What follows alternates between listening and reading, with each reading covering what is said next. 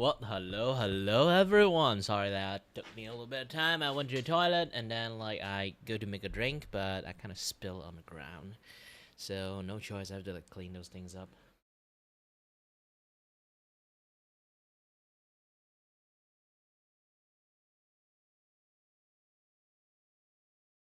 And also I did notice Silent Echo managed to join in. Hi there, hi there. Sorry that I cannot reply to you in time.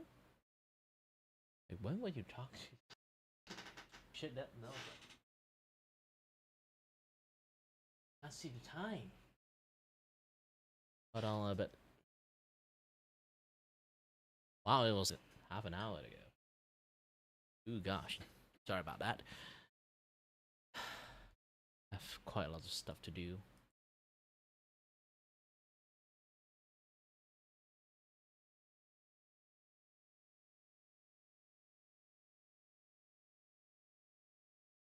This is what happened to you if you try to do something on a non-stop streaming thingy.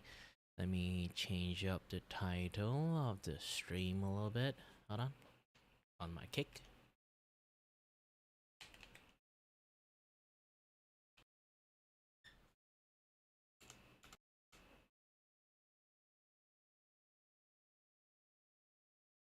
Ooh.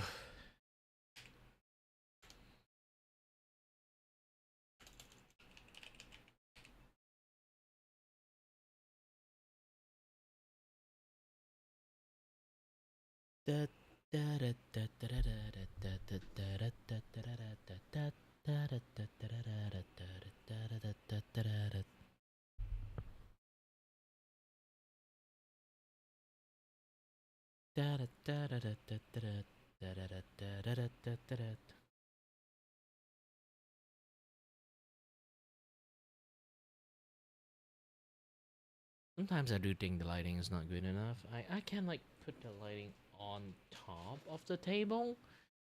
It seems a little bit odd that I put it over there. But yeah, either way. Everything's doing good. Doing great. I'm gonna finish everything by today. This particular one.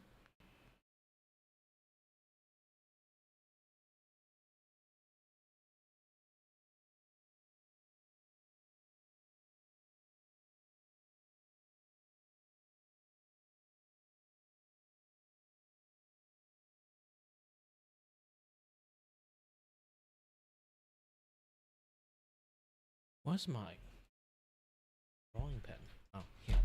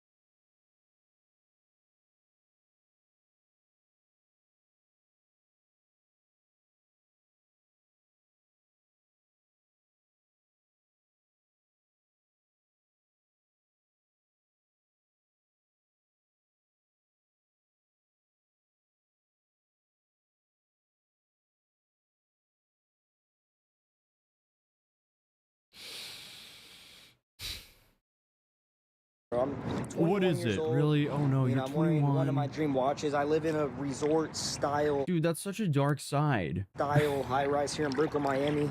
I escaped my hometown, what some people would say. I'm living my dream life, bro. I retired my girlfriend.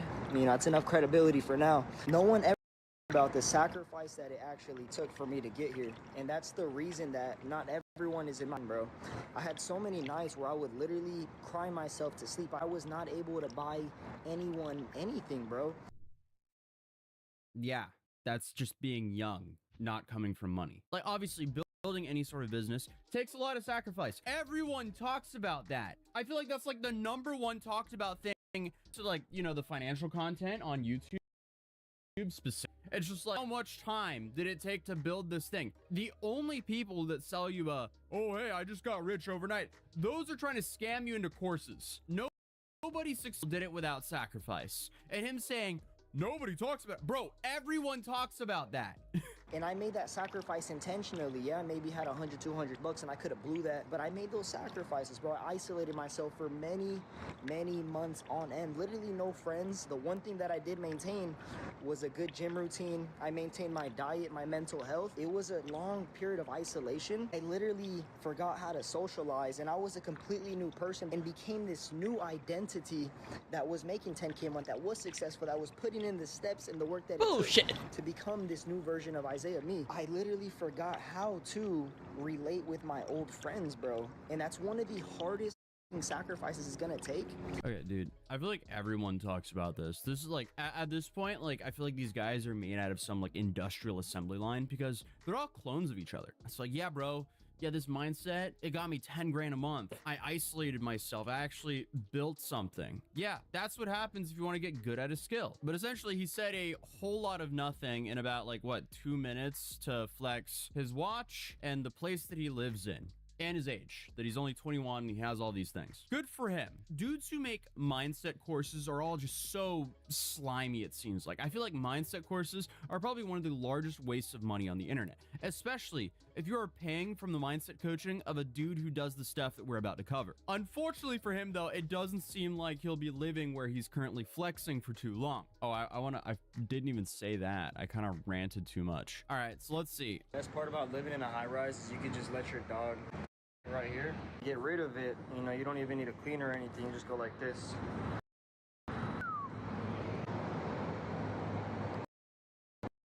Look at and that right there alone makes the monthly rent completely worth it. You just filmed yourself throwing dog waste from the 24th floor onto a public sidewalk. Like, congratulations. Your actions have earned you the title Dog Poop Man. If anything, this shows that a little bit of money doesn't buy you brains nor self-awareness. Like, who in their right mind would pay a dude who throws dog waste on people from a high-rise because they are simply too lazy to pick it up themselves? It's bad enough to live in a city and not pick up after your dog because you're essentially making the fact that you have a dog everyone else's problem. But when you are, again, throwing dog waste from the 24th floor, you're running the risk of hitting your neighbors with dog waste on top of littering your neighborhood with it. And unfortunately, how many other young morons with enough money to live in a high rise see this video and go,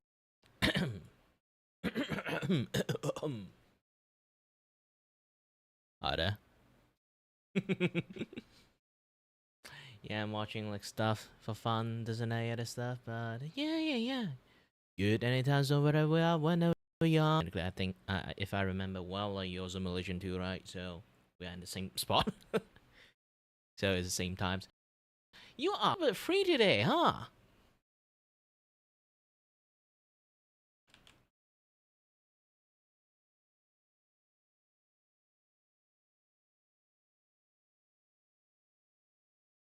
And also, like, here's the thing, Avi. YouTube changed their rules when it comes to showing names. If you change your channel name, I assume you did, since you say it like this. I can't see it. Even I can't. YouTube don't show channel names anymore. They only show the tag name.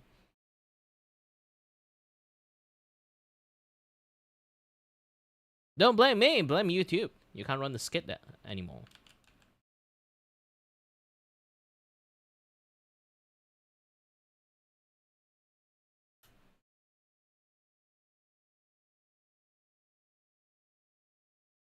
Um, just the foxed. Basically, I got like a commission. Someone want me to draw them a simple art style art commissions.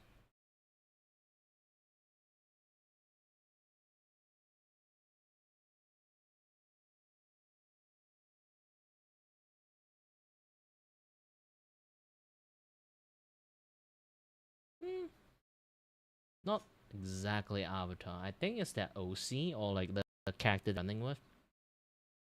She's not exactly a VTuber. She just like people draw her OC.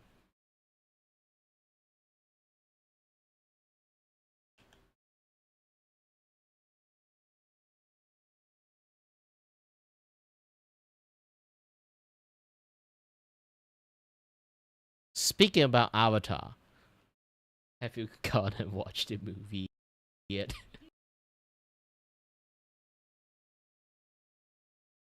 Hmm? The question you know doesn't me because I was watching blah blah blah.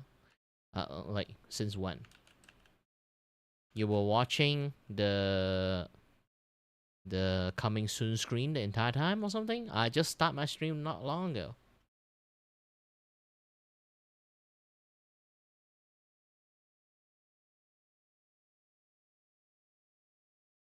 To be honest, I should just hold on a little bit. C control V. Oh, you've been watching me since I'm playing Monster Hunters or something? Then hi there. Wow, you spent lots of time just watching the coming soon screen.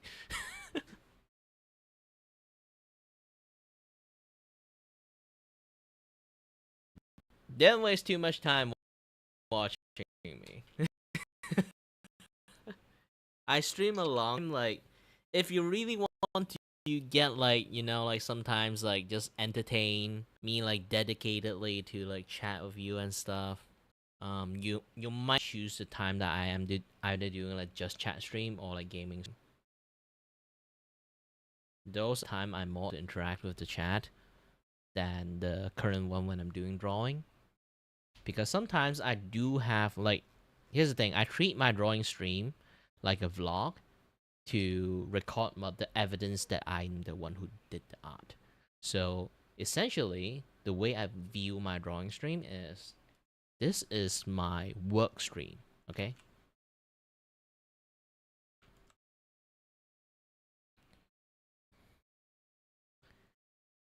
Essentially, this is just like I am working right now. I'm in work mode. So most of the time depends on my availability, which right now I'm not really available at the moment because I am working on AR commissions. So I have to concentrate on my work. Might not be response to you like that precisely accurately.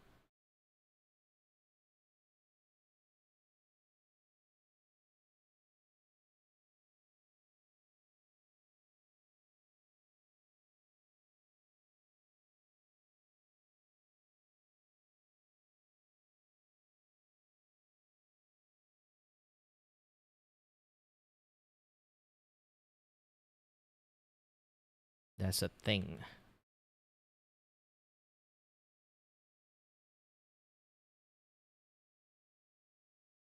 I would love to have a lot more chat sometimes, but there are also times that, you know, I will pause in between because like I am working. So when I'm at like the, you know, the moment I have to like really focus to draw some of the line or like do some of the things, I will have to focus. I am providing, you know, this kind of like work as like a 1 hour artwork. This is like someone like commissioned me to do like the tryout artwork. If you don't know what our artwork is basically is me charging like just a bare minimum like $1 kind of like USD prices.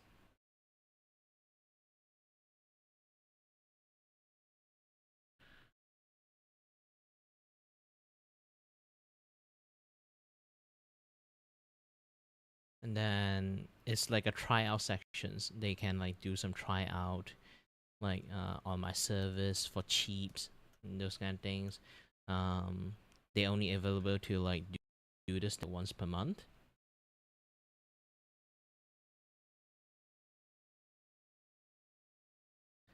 What my person like rate going at?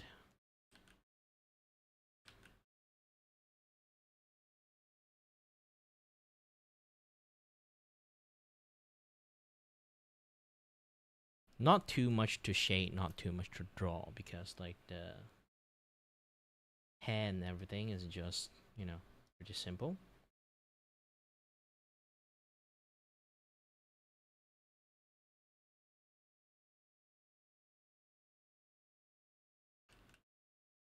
I don't even think I have to highlight the hair at all, because like the hair itself is like not oily. Seems like she's like in a colder climate. The hair doesn't really need any shine at all.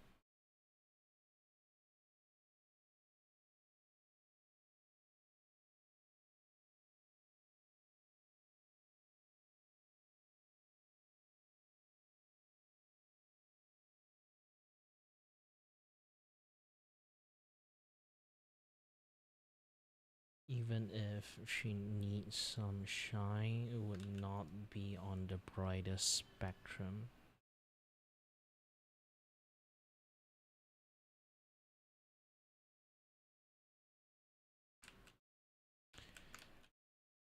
Man, the hair shine is going to be really rare for her.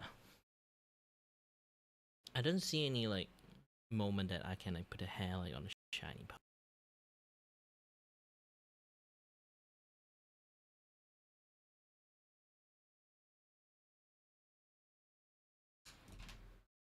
Yeah, let's run by anime rule.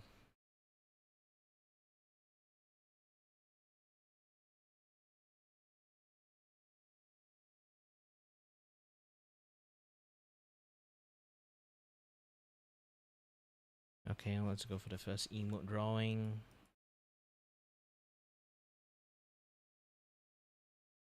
Doing great right now, just concentrated at the drawing and stuff. Because like yesterday, I'm just like streaming for a little bit of fun out of randoms, because usually Monday is my break times. Now it's like Tuesday, it's my officially work time. So I'm trying to complete this art commissions that I have.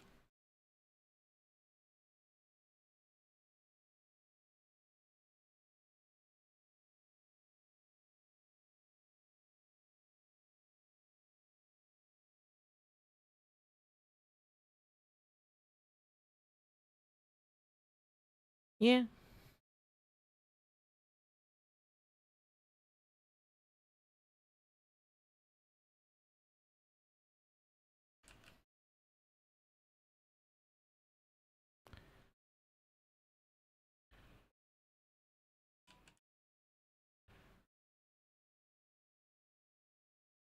Yeah, remember when I like did the talk like yesterday? Let's like I did talk about like compositions and like art style and stuff. Like no matter like how much effort you put in your work, okay?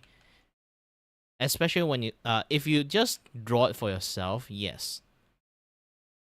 Yeah, if you just draw it for yourself, then the work is actually like, you know, you again, it's like for yourself. Like you put into it, you put art skill, you learn lots of things just to make it happen, all those kind of things.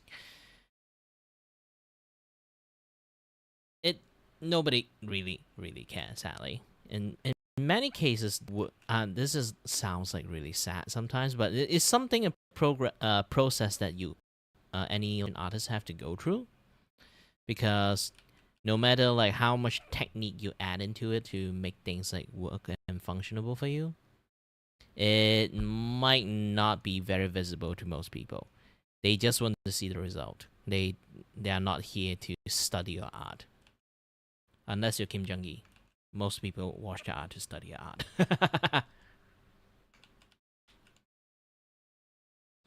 This is why I will always tell a lot of artists, you know, pay too much attention onto the artwork itself. You have to just make it just okay artwork is good enough. Because people commission you because they want to see the artwork that you provide, you know?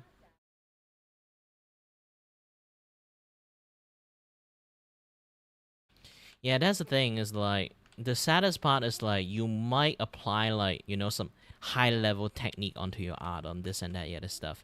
And then the moment you show to a client, your client be like, you know, I don't like how this thing is drawn. Like, it should be like something basic, you know? Not basic, it's just like the way they describe it is like the.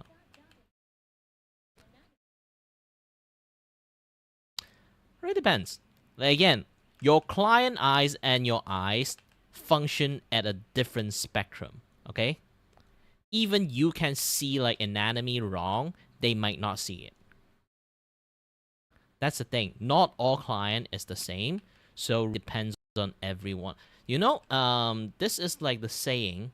I know some people like wrongfully use it a lot of time, but this is actually on the correct term.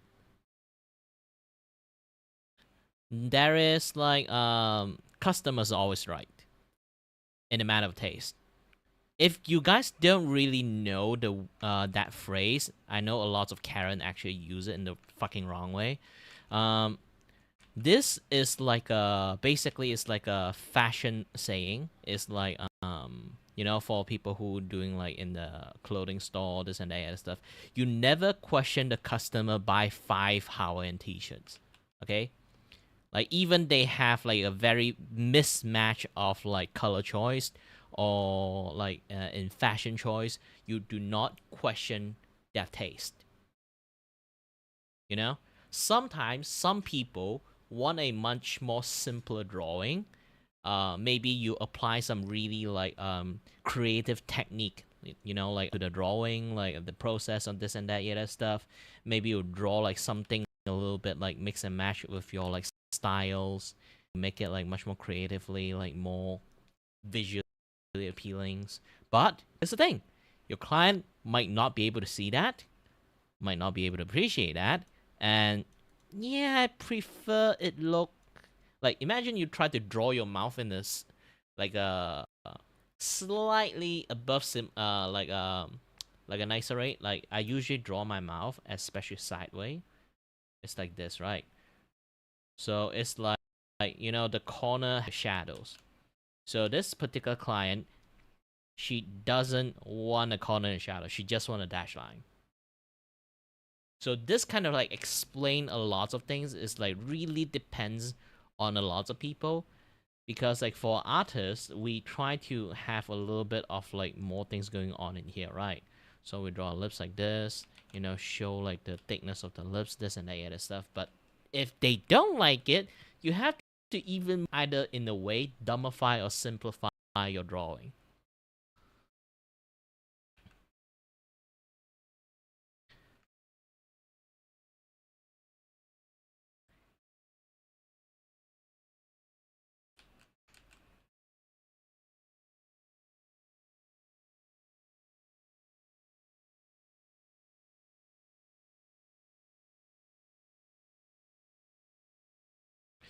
You don't have to stress too much thing when you are drawing for other people.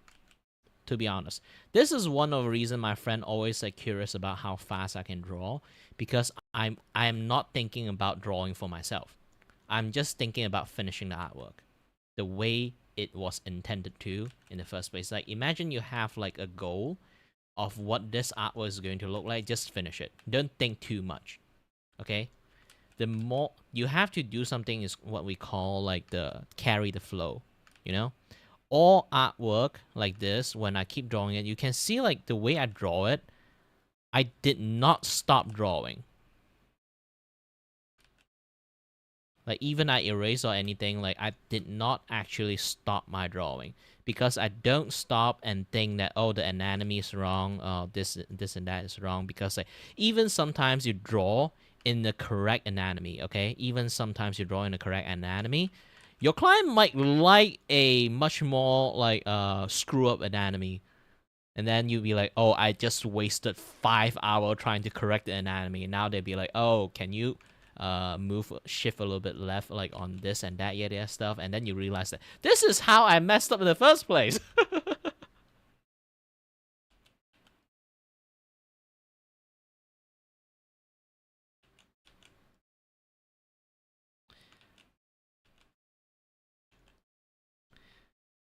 So yeah, it's a very odd way to kind of say a lot of stuff for this.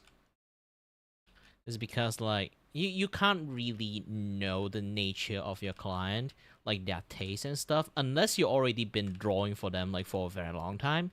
You know what they want, but as like if you are doing it as a commissions, okay?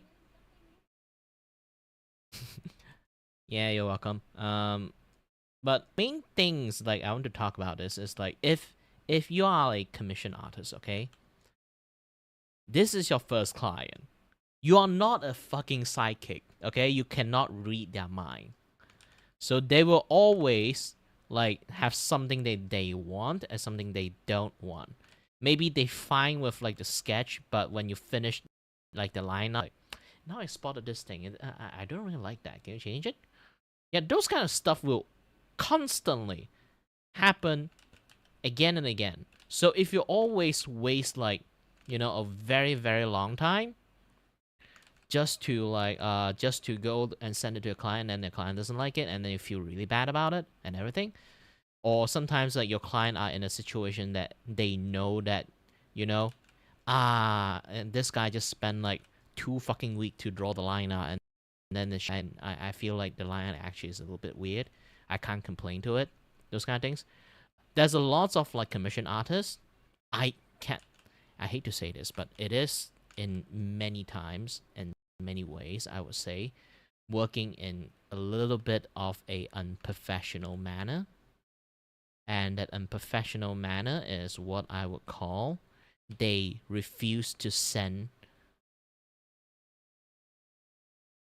art progress to their client because they feel like their client are underneath them when it comes to art taste.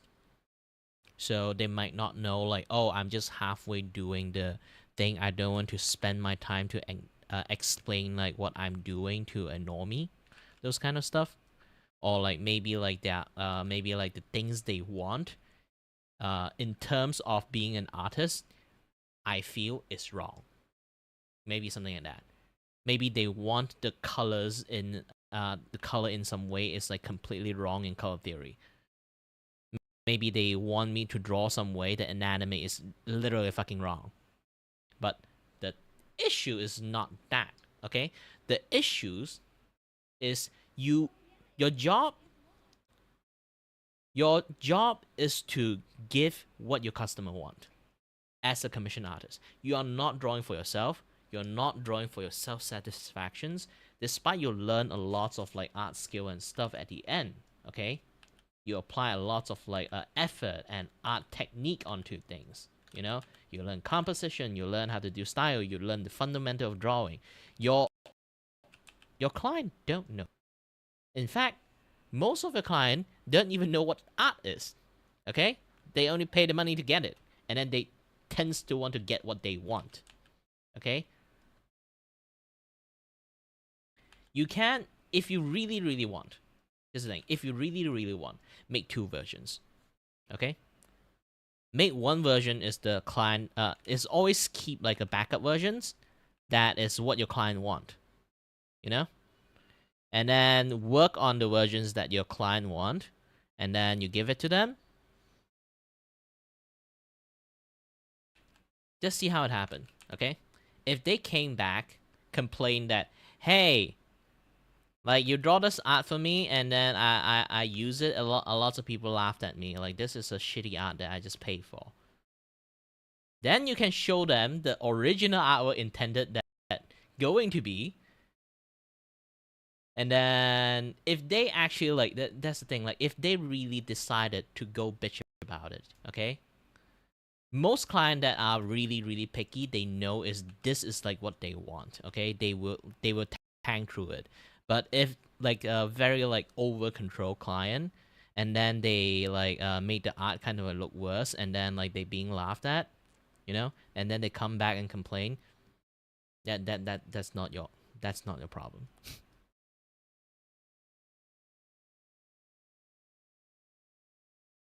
Like, if it's your fault, yes. If it's not your fault, just learn that, you're the one who want me to do something like this. And then they'll say, like, why don't you stop me? Because you're my client.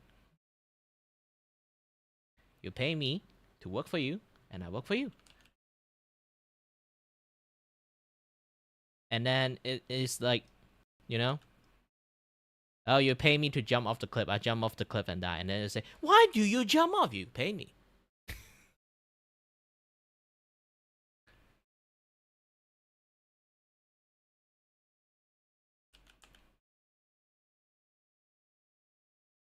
I know this sounds really, really stupid, but it is, in a sense, same.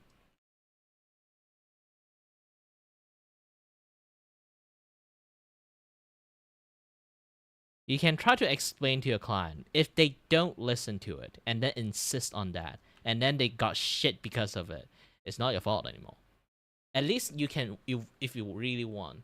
It's a bare minimum. You try to explain. Sooner or later, I would, but I'm not a person who just sit there and then listen to orders sometimes. So I do at least bare minimum and explain to them first. Okay, this is like for that, because of that. If they don't give a shit about it and insist on like doing some things that looks wrong, and then if they got shit about it, usually because I explained to them already, they want to take a risk and still insist on that particular thing to happen, and then they got shit about it, they can't complain because I already explained. But if they really do not have the brain for it, okay?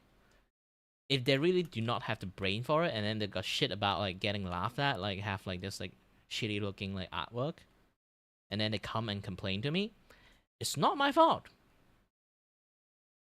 And I do open conversation and stuff. If anyone decided to complain to me about that, I will literally have tons of receipt. That is what we call Darwin's Award. This is some things that you will always have to deal with as a commission artist, because you will never know what kind of like customer you will get. This is come in the territory. Not a lot of people actually knows how to do. This is why when you go to Twitters, you look at a lot of like commission artists that either get shit on or get like Google Docs on reasons. Or they are the one also doing that. Like, not just customer can do that shit. Like, artists can do that shit too. It's a two-way communications. Always have communications that you try your best to respect your customer, and also you have another communications.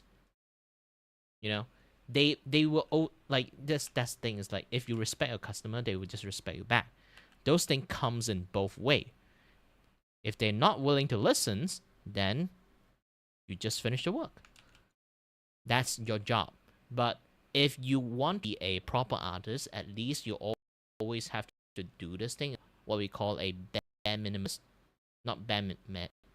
It's not like the bare minimum service you think about. It's not quiet quitting. Is you have to do your bare minimum, let them know that what you're doing might looks weird at the end. You have to phrase it well too. It's a skill. This job required communication and a skill. I know a lot of artists that become like commission artists, and being an artist itself, they are introvert. They do not know how to talk. Okay, and because they do not know how to talk, sometimes the word they say might be a little bit on the offending side. Like you'll be like, "You imbecile that you do not know how fucking art works." Like something like that. Like they're just trying to be high and mighty on talking about art and stuff. Like it's a very different thing.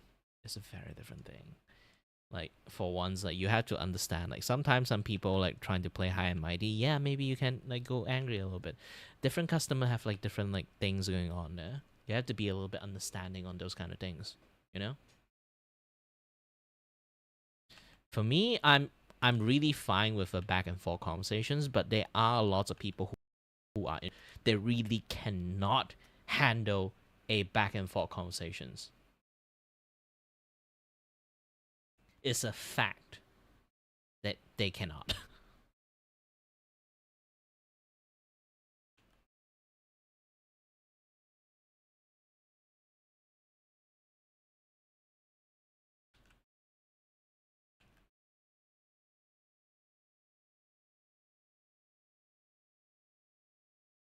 And it's always depends on the situations. There are times that you are on the wrong. There are times like the client on the wrong. You can't really like always say client is wrong, or like you can't always say that you are wrong. You need a brain to have the ability to judge the situations at hand. It comes with experience. It comes with your ability to understand situations, so you can make a proper call.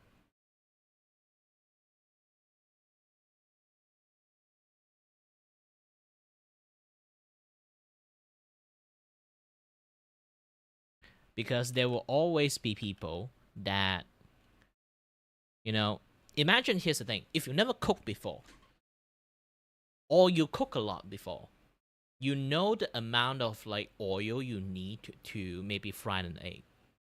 Use a little amount of oil to fry the egg because you earn your own money, you buy your own oil, you know that how expensive this oil is, and then how expensive an egg is. So you carefully only give a minimum amount of oil that is suitable to cook to fry an egg. Okay, to make a fried egg, and then like just for that. But and then you might have like family members or like your roommate that never fucking cooked before. Just grab your oil bucket and pour it fucking down, and then like basically drown the gosh dang poor eggs and just fry it that way because, oh, I like to fry my egg that way because I like it. And then he just wasted half a bucket of the oil just to fry one fucking egg.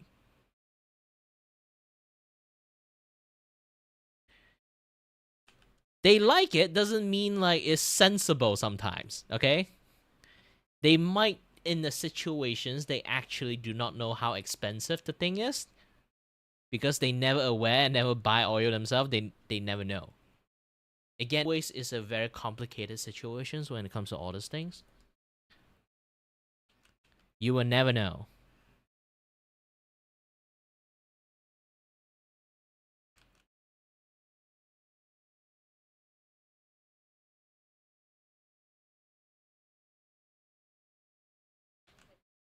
Oh, that one's a scam. Here's the thing. For me, I am a commission artist, and I'm a full-time commission artist. I really view this thing as my fucking job. Okay, but here's the thing: a lot of commission artists do this as a side gig. Okay, they all are having an actual job. They have a life.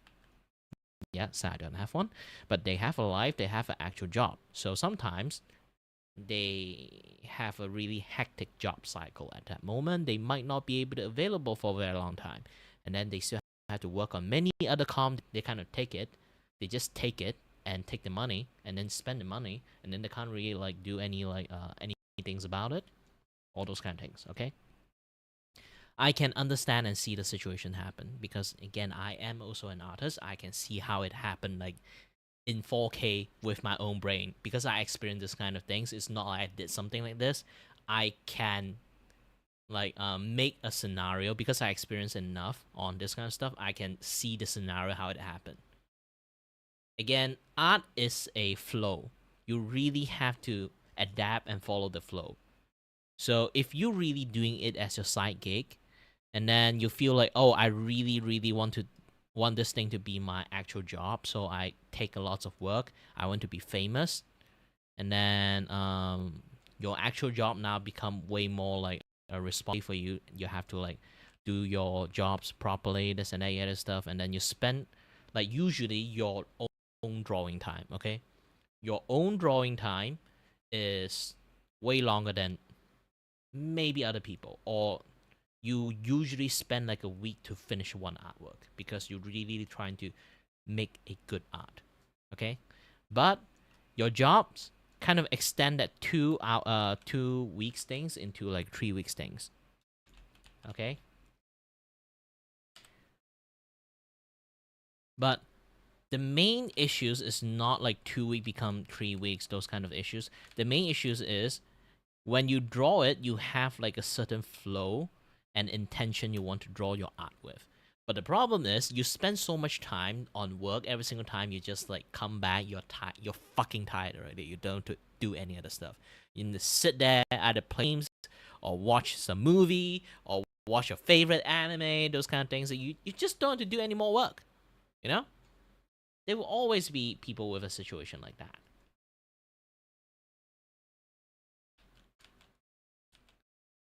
And as time passed, like the artwork they accepted originally, they were in a good mood, so they already established like a very, very beautiful sketch and concept.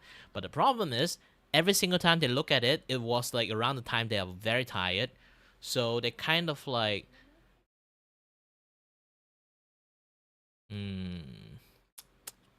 just use black color. Aside from that, back to the main topic. So, what was I again? Yes. So every single time they want to do any other work, they kind of like always like either in a very tired mode or very busy mode. So they kind of like develop a certain PTSD feeling on the gosh dang drawing. So they have like that dread every single time they look at it. Okay, they're trying to finish the work actually, but they can't. It's because like they literally, in some sense, okay, they have an art block because they lost the flow. The best case scenario, they can continue the flow. The worst case scenario is they are so art blocked to the point they have literal PTSD just looking at the artwork itself. The only remedy to fix that issues is to redraw everything. But if you already send it to your client and then your client already approved it, you can't really redraw it, right?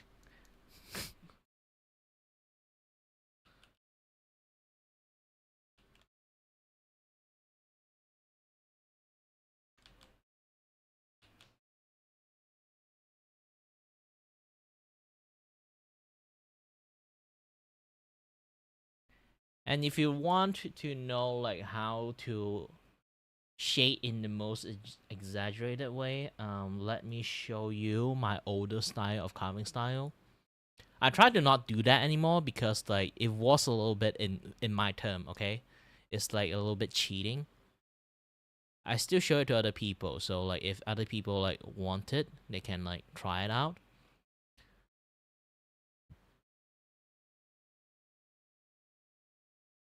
This is one of the few where you can like shade it like super fucking exaggeratingly.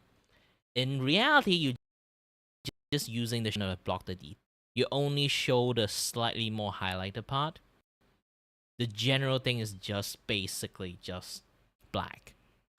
You have to use. You can just use pure black. You can choose not to use a pure black one. This one with the effect, and then this one is what it looks like. See, this is the most exaggerated way to kind of shade lots of things. Like in a way that you have a really, really strong fucking light and blinding at you, so you have a really defined shadow. This is how you kind of like do the art and stuff. This is one of them. This is like the world most exaggerated way to kind of like do shadow and stuff. Like this one. And you might think about this. Oh, what happened if my character clothes is black? Well, I got another example for it that can help you to remedy that situations. If your character have a entire black clothing, you just create the highlight to show the body shape. If you really want a colorful shadow, doesn't mean that you can't use color as shadow, you know? Let me try to find this. Ta-da! You just switch your black to another color.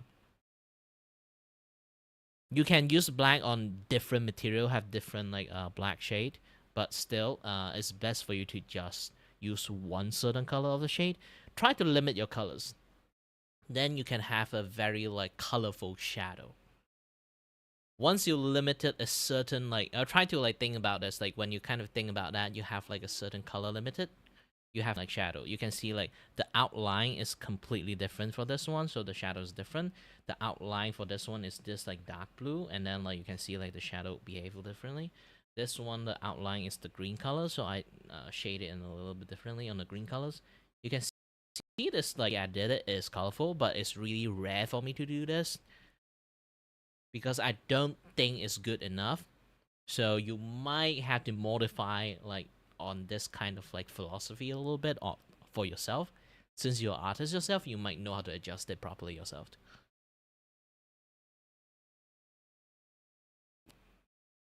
Yeah, these are all my drawing. It's like I went through a phase. The oldest thing I show is around the time I'm still like working out the process on how to do this kind of art style. I calling it carving style because again, the way I do the line art is very unique in a way.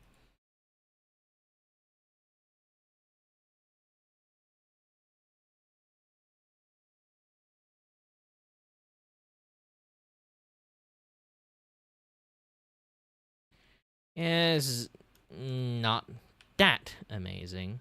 I know it's unique, but really depends. Not a lot of people want this kind of artwork. If you think like this is like some things that really think you would think like, oh, this is very unique. I bet you have a lot of people want this. No, no. This is only unique for people, for artists. Okay, for normal people, eh, it if it's like good for normal people, normie eyes, I would get a lot more like art commission for this, which I don't.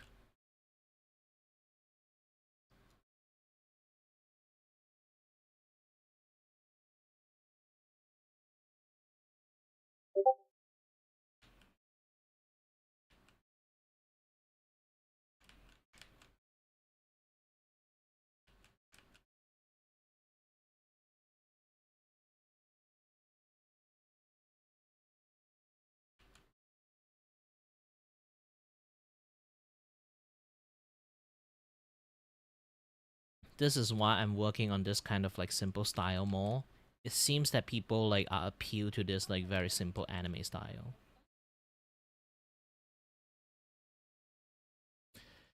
All right then. Have a nice evening, a night, or like free times that you have. That whatever you are working with. Wish you a successful day.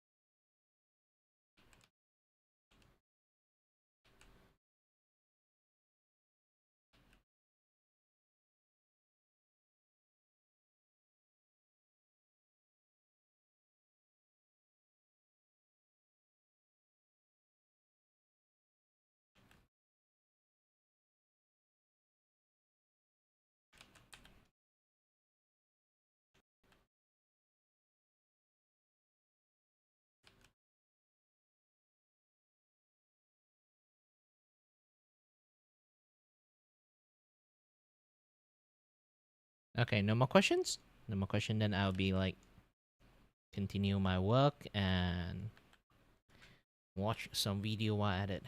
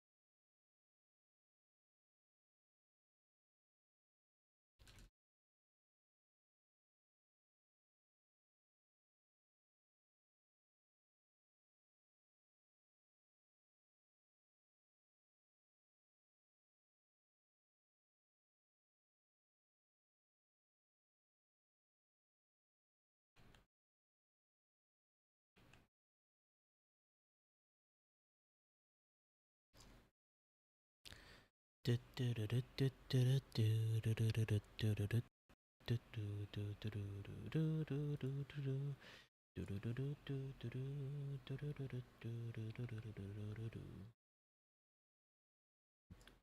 this way you guys can see much more clearer.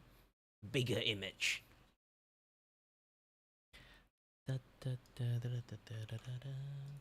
Haha, that's the method. That's funny. This is just pathetic. I can't believe this. It's like honestly kind of shocking to me and how entitled some people can be. Essentially, the dude is like, oh, hey, look, I've made some money. So I'm just going to be everyone else's problem. Like, how about you go become someone that you're actually proud of, that has a positive impact on your surroundings? Like the first video we saw of him, he spends like the first part of that video going like, oh, I've made this much money, I have this watch, I have this apartment in this resort style place. Like, congratulations, dude. There's nothing interesting about you. Your money, your watch, and your car and where you live does not change that you throw from the 24th floor. Or, well, actually, where he lives does change because of that, because it now seems like he's getting evicted. And just like that, boys, Miami, we had a good run. So, guys, I end up coming home, front door, and I have 7 days to get the out, bro. What I thought was a harmless video here on the balcony, for those of you that saw, ended up not being a harmless video. Yeah, being rich doesn't mean that it exempted you from being shitty. Of Karens, bro. So I got served an eviction notice. We had a good run here, but I'm thinking LA. Then let me know where you guys would go, bro. Whoa, we had a good run in Miami. They wouldn't let me throw dog poop from the 24th floor. Oh, Karens, right? Why could I never do that? I can't tell. Well, I don't think it's an act, but like this would actually be a really good bit if he was like, if he didn't actually do it and it was all like, you know, method acting. But instead, I think he actually ends. Like, this guy has zero self-awareness. Oh, Lord. So, hey, I guess the people who walk below that building were just spared from dog poop, man. But looking at the notice from the first frame of this video, it does look like it's not court ordered. The title is Notice to Vacate / Demand for Possession. And I don't see any court name or case number visible. So I'm assuming this is his landlord directly and not a court-issued eviction order. From what I can tell, and it's hard to read all of this, I am assuming throwing based off of your balcony violates the lease terms. Far-fetched here, I know. Crazy assumption. Who would have thought? Like, how is this a real person? He literally documents himself throwing dog waste off of his balcony, and then he hits everyone with a surprise Pikachu when he gets evicted in high-rise buildings. There are way more people like that. I don't know how that happened. There are so many people, okay? Like, walk around, punch people, don't expect people to fight back. And when they do shitty stuff, they got backlash from it. They always do the surprise fucking Pikachu face. I was like, man, do you know what I just did?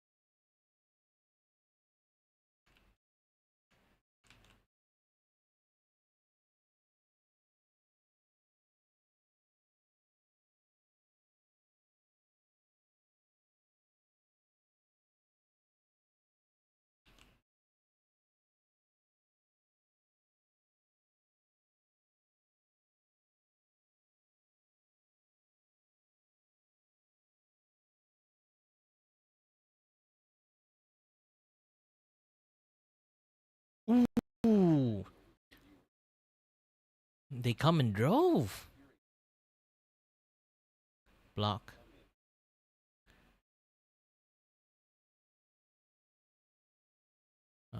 Block. And block. Okay.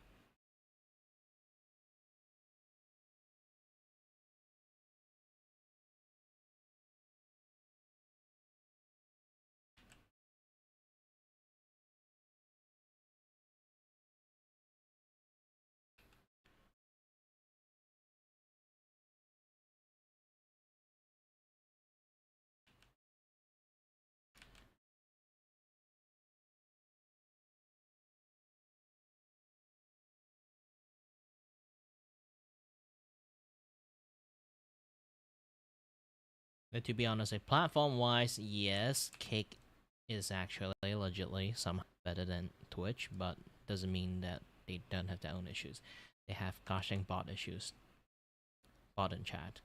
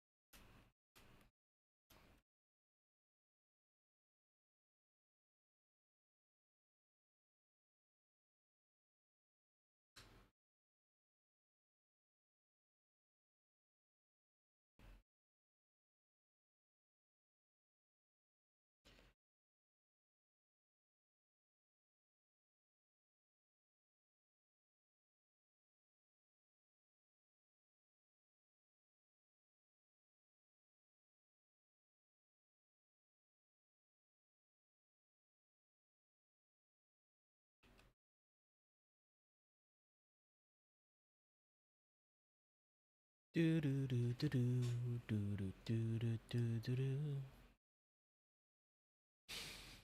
Do do do do do do do do do do do do do do do do.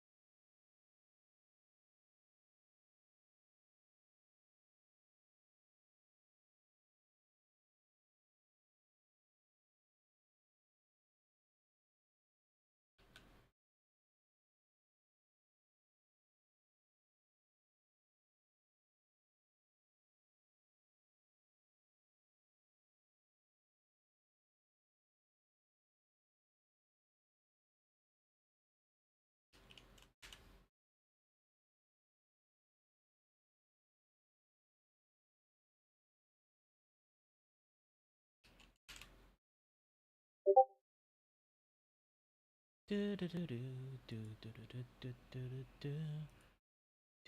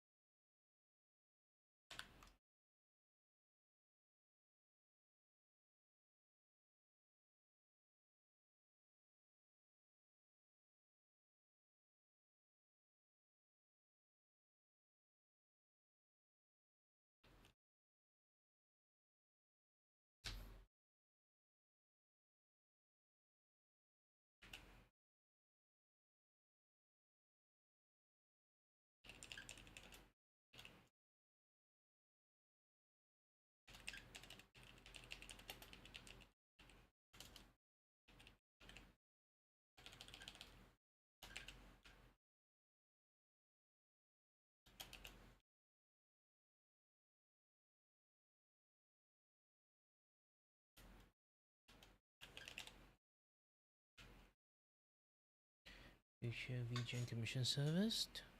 I'll be going to the toilet a little bit. Be back soon.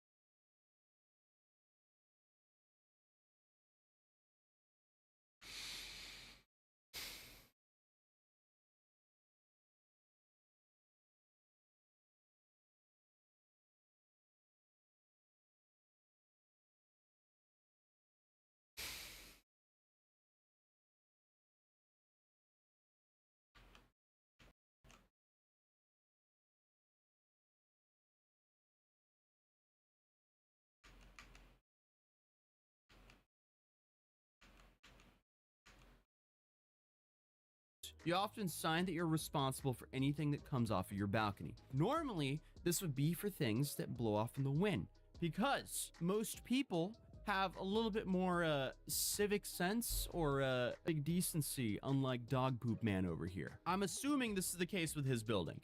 I have, in fact, lived in a high-rise building before. I was responsible for everything that came off of my balcony. Thankfully, nothing came off my balcony.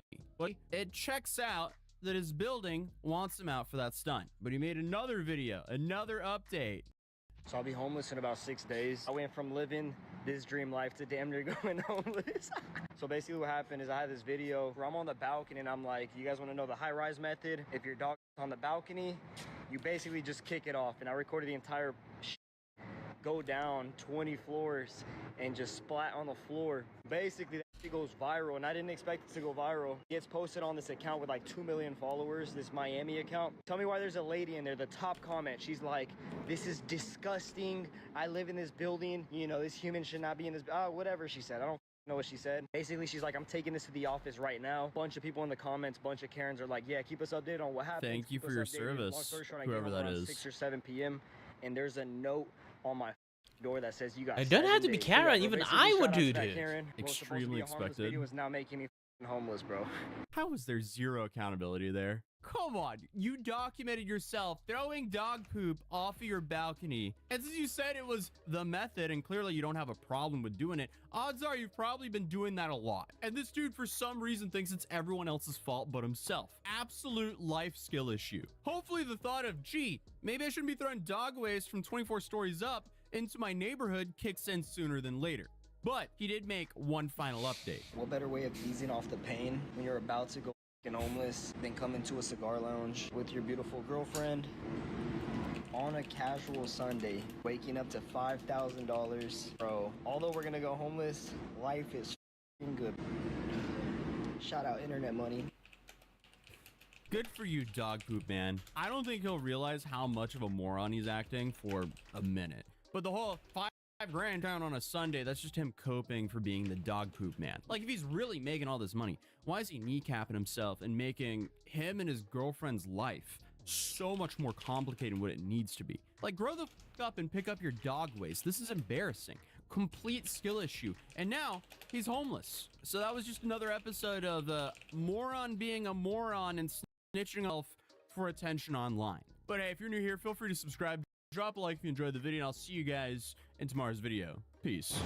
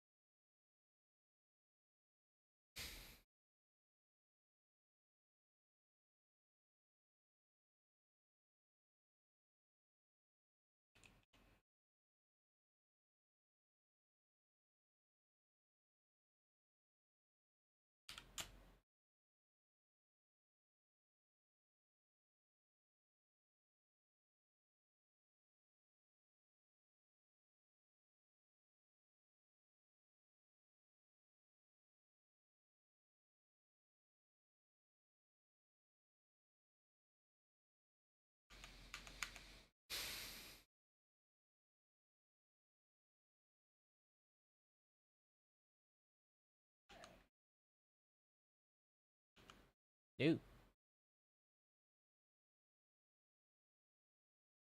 Uh, the color burn can do quite lots of stuff, but generally it just deepens the colors if you have shadings. But your shading have to be some very you know, like you cannot like here's the thing, okay? If you want to use color burn as shading, first thing first, you cell shading might not be the best choice. You might have to use the, you know, color blend tool or like blur tool, kind of blur the edge of the, you know, basically blend in like the colors of the art that you have there for the shading. And then once you finish the shading, and you have to choose the color that you have to pick. Okay, look at this color wheel. So if your skin color is like this, when you want to do like a color shading, try to use a much more further warmer colors and then color them that way, or a brighter version of colors, color them that way. And then when you use color burn on the shading, you would get a very wildly different result. That is actually pretty fun to draw.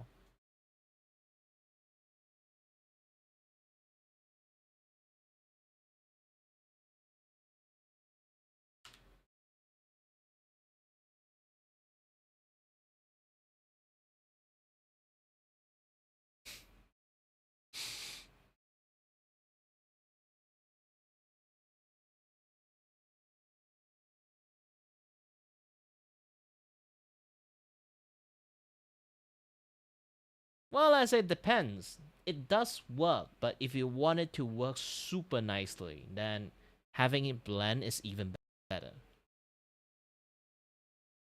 I you can try it out, or I have to pull out something to show you again.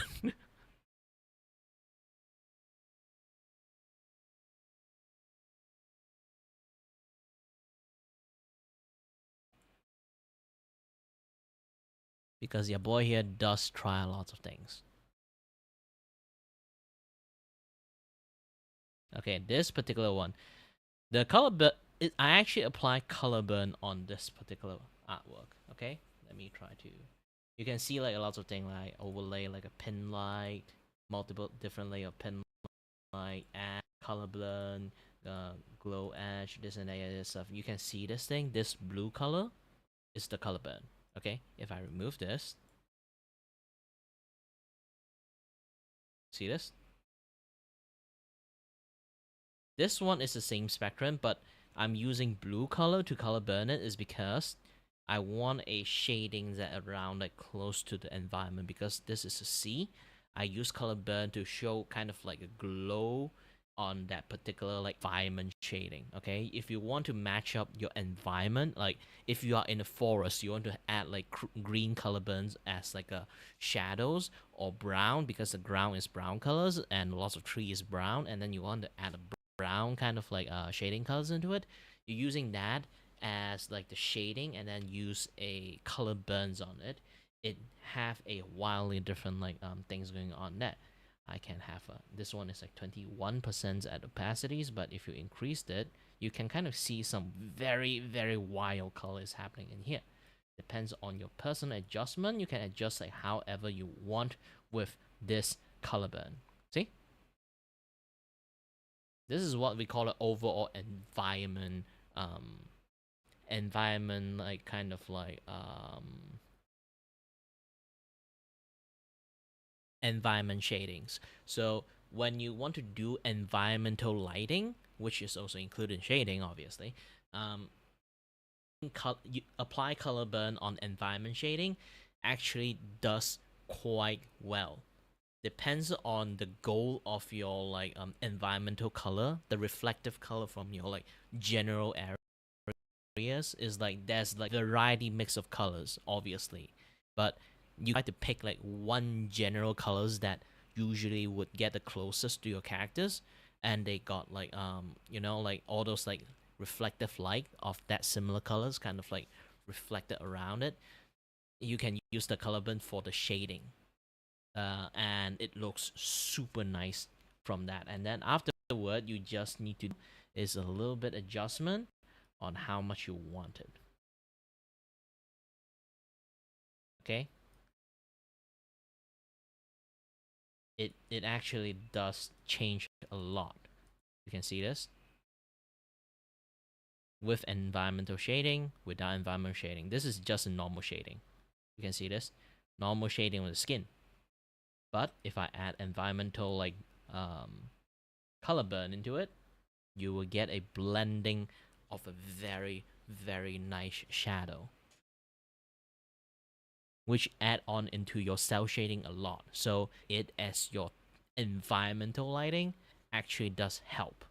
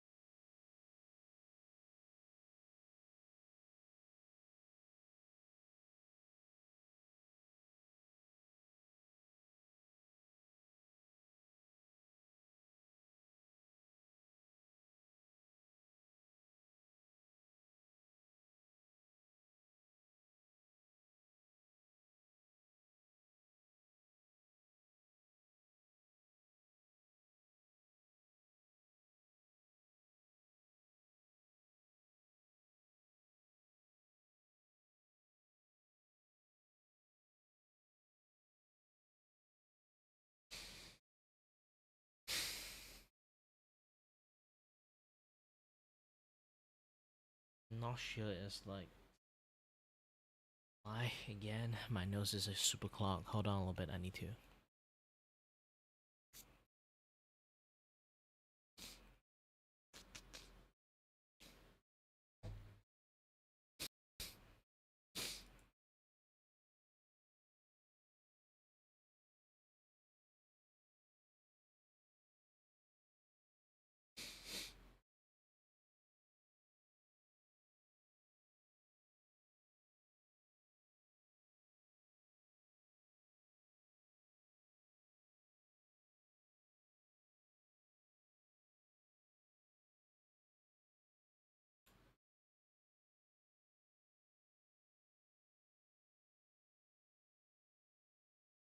To be honest, I think I feel like listening to music more than like watching like YouTube video at the moment. So, I'm just going to like play Monster Hunter music for you guys. Oh, it's not even Monster Hunter music now. Wait, it is Monster Hunter music. Holy shit, it's so anime.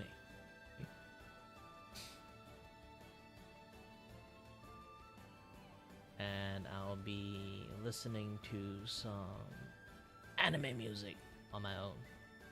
There you guys have some taste. Okay, enough.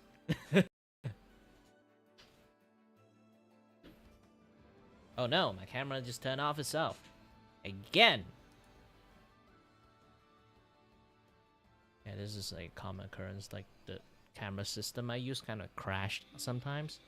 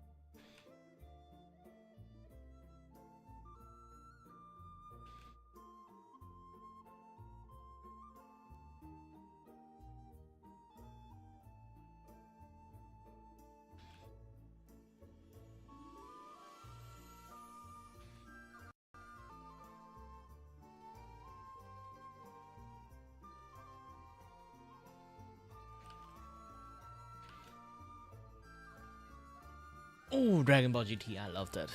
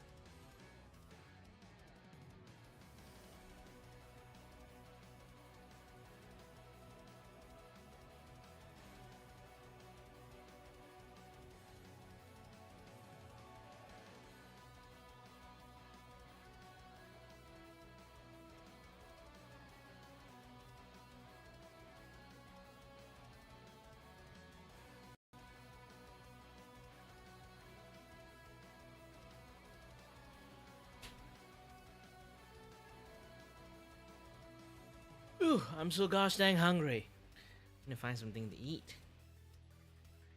Like, one tiny bread doesn't really help me.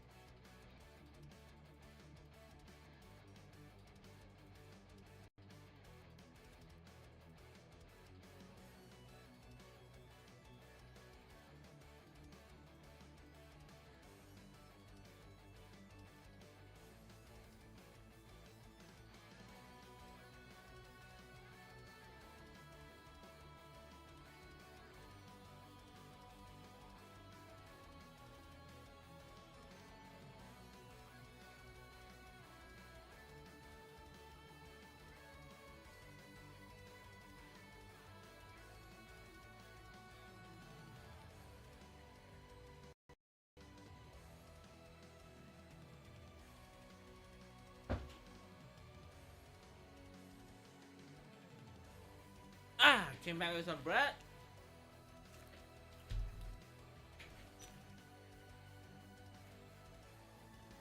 Let me take a short break, okay?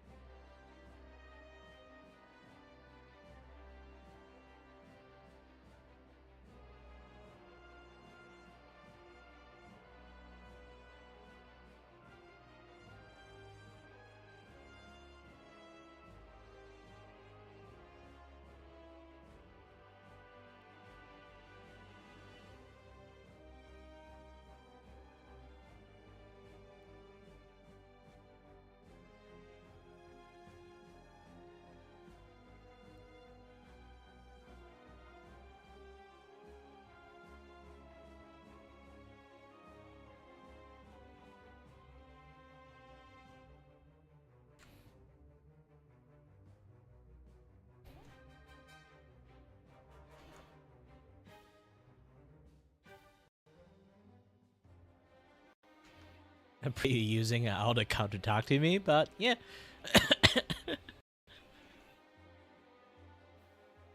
But hold on a little bit. Can I pause the music a little bit?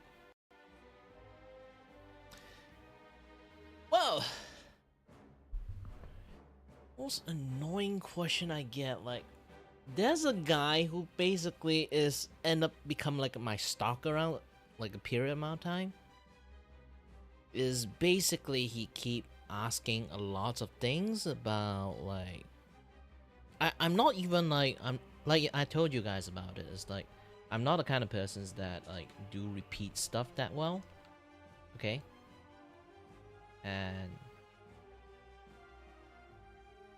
he basically is asking those kind of very like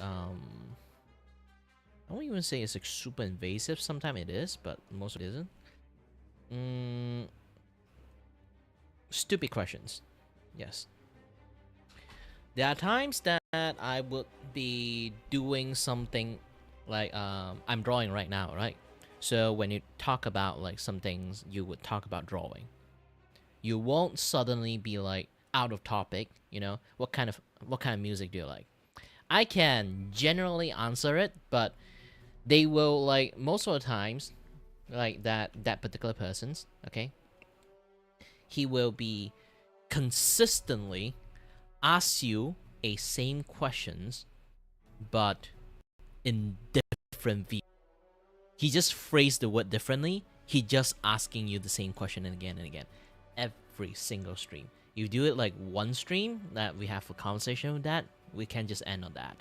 But no, like every single day he will repeat the same question again and want to fish out a different answer from me. Like he want me to answer the answer that he want, not like the answer that I, you know?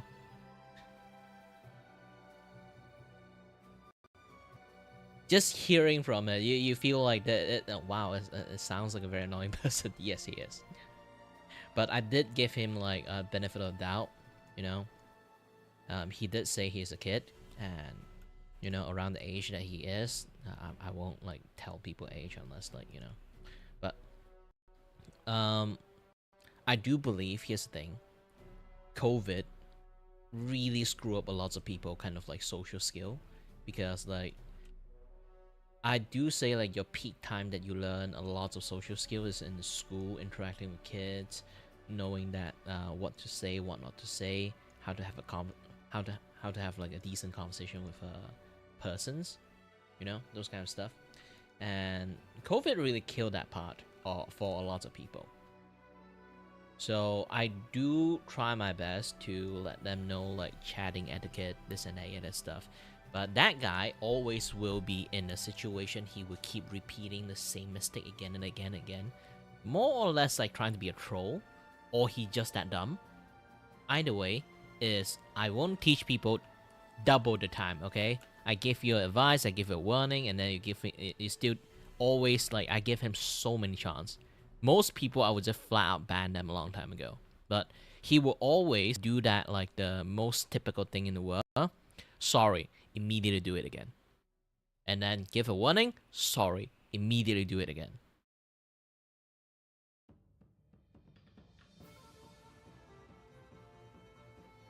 Like it's not the problem of question is annoying or not.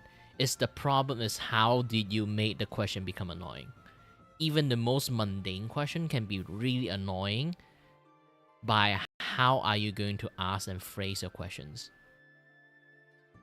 For me, I'm more or less open up for lots of conversations. But the problem is there's always like that persons that really do not know how to properly either A, ask the questions, or B, they don't know how to even start a conversation to begin with. And there's no boundary when it comes to chatting. Like how a conversation is started is basically, it's essentially it is start from questioning. How do you do? How's your day? What are you drawing? What are you playing? Like, is this game fun? This kind of stuff like is very common questions. When you are streaming, you're just going to encounter everywhere. Okay, it comes into your territory. But the problem is, people asking the obvious. That is like the worst part, okay? And also like continue press on is the same question. People like, you know what, I told you this. I shouldn't just keep answering again. It's going to be the same answer. And then like, oh, I can, and then like ask you a different question, but essentially it's the same question. You just want to constantly listen to the same opinion again and again for some reasons. Then that is a no-no for me.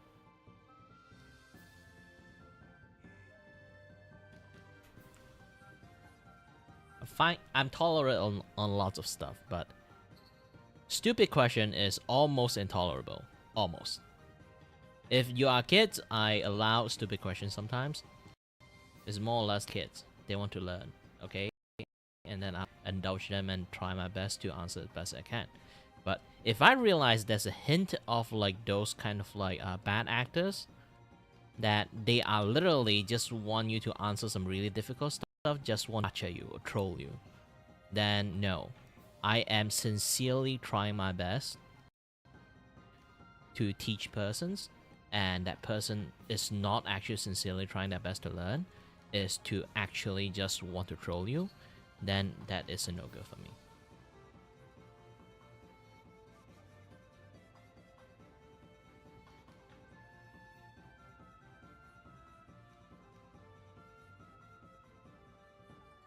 Painting, coloring, like anything you see me never did it, because technically is my weakness. You can literally go to my VGen and then take a look at all my art portfolio. You realize that one thing, I don't do digital painting. I can do something like this kind of drawing. I can do something like, okay, I can do, hold on. Okay, I can do those kind of drawing. I can do pixel. I can do a merchant art. But you kind of like already noticed, it's like my art was never really like grounded in the, you know, like those kind of like painterly style. I was never really doing any like painting work. Like even like when I do like any other artwork like this one, you can see like it's a very solid type of artwork.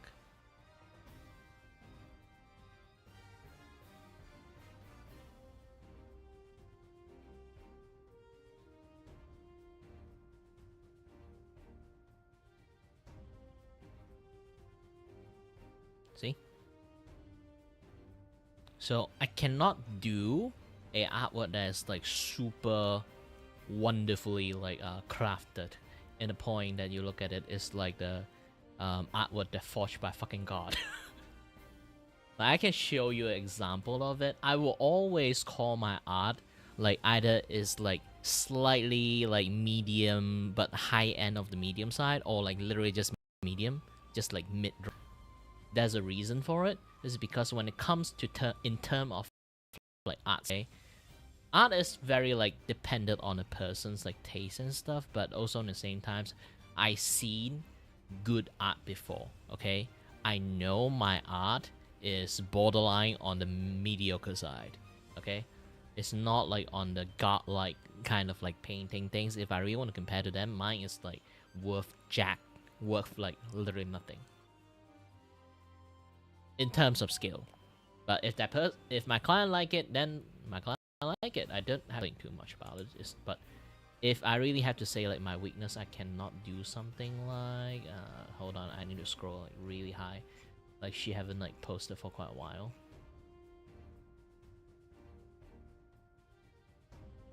Well, I can guess why, because the artwork is so highly like, you just the look at it, you know, like she spent like shit tons of time on just like making one artwork, but it is so beautiful, in fact, that you feel like you're not like worth jack shit anymore just because that artwork exists.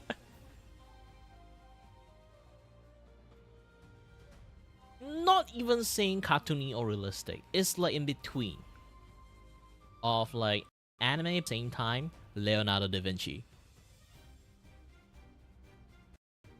I'm not even kidding. It's like the moment you take a look at it, you feel like, oh, this is like some anime shit, but in a method of drawing, this is the art of crafted by gosh dang fucking Leonardo da Vinci.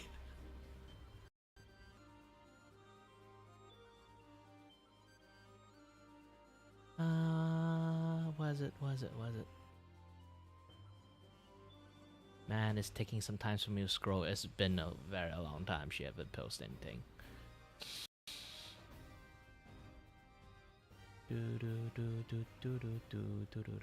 And I also post the shit ton, so I kind of like, you know, a little bit overcrowded the place too. Oh, this one. Oh, again, I'll be showing to you this. Look at this. Look at this. Marvel. The amazing art this is. It's not like borderline like realistic. You can see like there's lots of like anime references in that. This is like a Monster Hunter's armor and stuff. But still, look at this thing. When I say my artwork is mediocre, I am comparing this kind of artwork with my kind of artwork. I can never achieve something like this. Because I never bothered to learn the skill of doing something like this. I know it's going to take ages for me to make one artwork looking like this.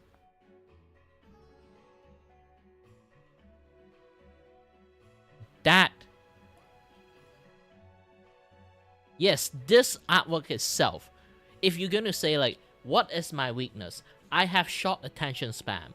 My work is built for, you know, utility use. So I can work on it really, really fast for client need and then just hand it to them in a day or 2 days or 3 days, maximum like a week. But this kind of artwork, you do know like this is the reason why some of the commission artists takes like a month or two to complete one artwork. This is what happening in there. The attention to detail, the try like a lot of like bits and dots, and then the effect they're trying to make, this and that, yeah, stuff. For some people, maybe they spend like a week to make it. Some people they might spend few months to make it. Some people literally spend a year to make a piece, just because they're trying their best to make a perfect artwork. I personally cannot do that. Any artwork that I have to do something like really take like really long time with, yeah, that is possible for me to do.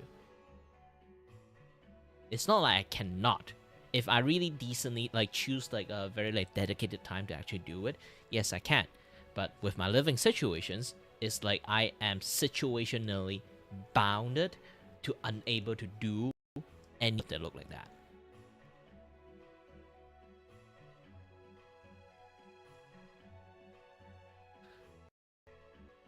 Like this is another artwork like she made. Like look at this. Holy shit. Like this painterly style is like, it's a certain aesthetic that she can pull off like really well. You know? She even like do like a detail like a dragon behind her scene. And then the tempo, and then the way she draw is just... You look at this, this is like a concept art of like some sort of games that is going to like be released sooner or later. Oh, my favorite artist is Kim Jong-gi. May he rest in peace.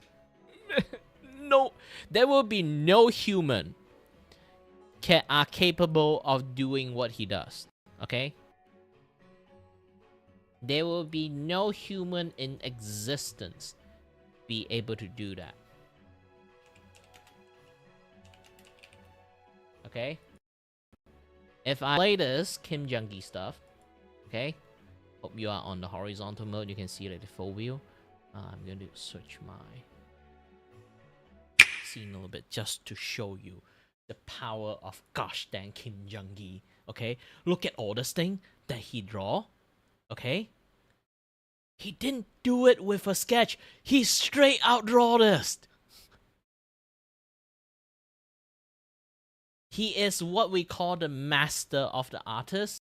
He can just sit there. This one is the one of like, most of the show that he does is like a paid show. Like this is one of the few like uh one that like the drawing he did, okay, is like allowed for other people to see it for free. Let's even play back even like faster speed, okay? Like ×2 speed. Like look at this. I think I can even like make it like even faster. ×4. So look at his drawing. Like holy shit. The amount of detail without laying anything. You understand, like, when it comes to art skill, nobody almost can compete with him at all. Maybe, like, the guy that draw the Berserk, may he rest in peace again, and also, like, Saitama. The Saitama, like, remake artist. The redraw artist. Maybe, like, he can. But even that, like, it was, like, a very known thing that the guy who redraw all the Saitama comic is A, he used it for practice, and B, it takes him ages to do one page because he keeps scrapping and throwing them away.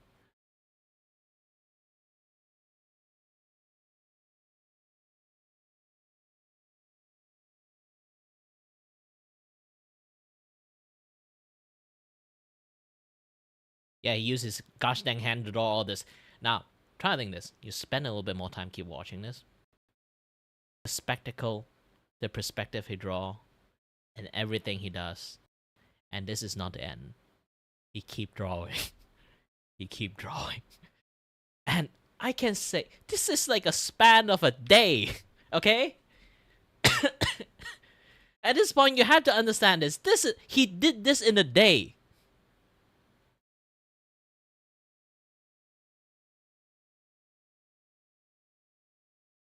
He's still not stopping. This is just halfway to the video. If I skipped it, boom shakalaka, there's still more.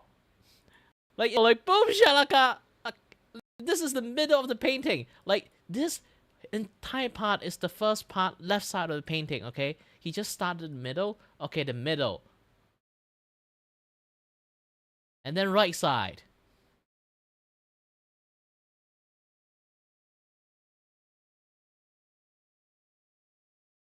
Like this is all the art he did in a span of a day.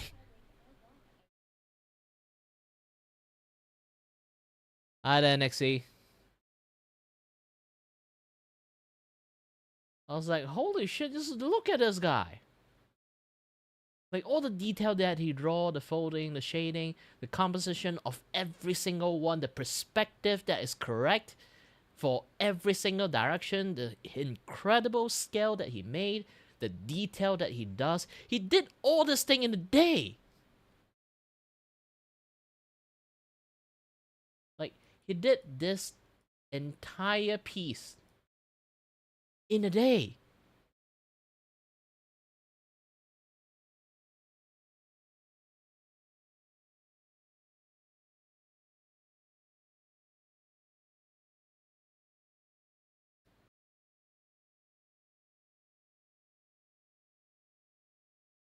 Like the reason why he's so good at drawing all this kind of things, okay, is because he literally is an art addict. Okay, he have like notebook and scratchbook every single time he go out with his family, anything and any times, and then he just sit by the fountains and look at this is a very good view, and then he just whip out the gosh dang like books and then start drawing. He sit in a cafe, look to his left, yeah, this is the right scene, good scene for me to draw, and then he starts sketching. He just do not stop drawing, this guy. This is the reason why he can literally go straight without without really much a sketch. See? He can just immediately look at some reference, just lay down the work. He didn't even need to sketch it.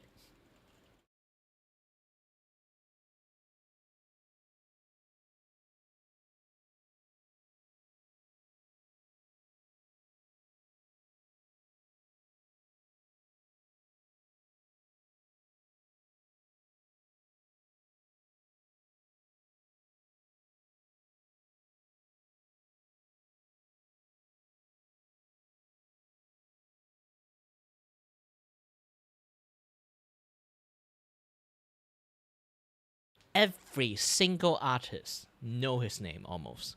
If you're going to, not like every single artist, I mean like every single like well-known artist, okay? They all know the name of King Jungi for a reasons. This guy is like, try to think like League of Legends. We have like the T1, the guy who again, like gosh, suddenly like it's like a tip of my tongue. Who is he again?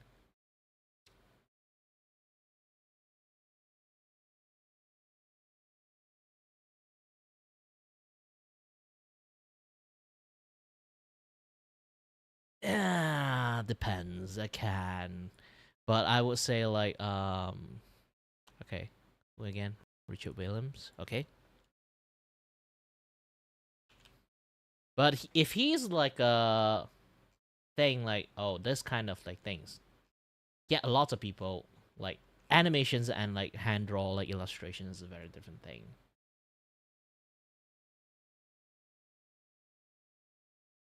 Like being an actor, you have a different kind of like clockwork systems when it comes to those kind of things. This is what we call technique. I mean, like on pure drawing skill, it's a really, really different thing.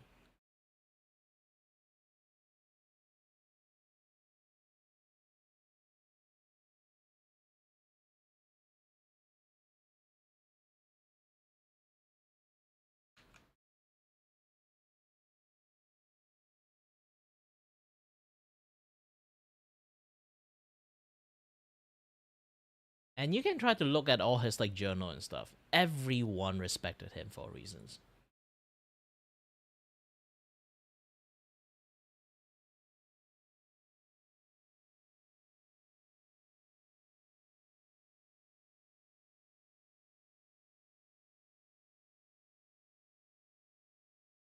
Being an animator and being an illustrator both is a very, very opposite side of the spectrum that you can't really like compare with. You know, it's like a car mechanic and a rocket scientist. You know, someone can tune a car really well doesn't mean like someone can make a rocket. More or less in a way, it is going to say like the guy that do animations, he will always have a legendary impressive skill. I've seen so many good animations from the past, like the Black Cauldron, this and that, yeah, stuff. There's so many good animations that made in 2D animation. I am a 2D animator, okay? So I do know like a thing or two and lots of like great animations. I don't know the artists, but I seen great animation, and I recognize a few that I seen like in there. It's a really, really, really good animations. And for a guy who never really remembers names, I remember Kim Jung-gi for reasons.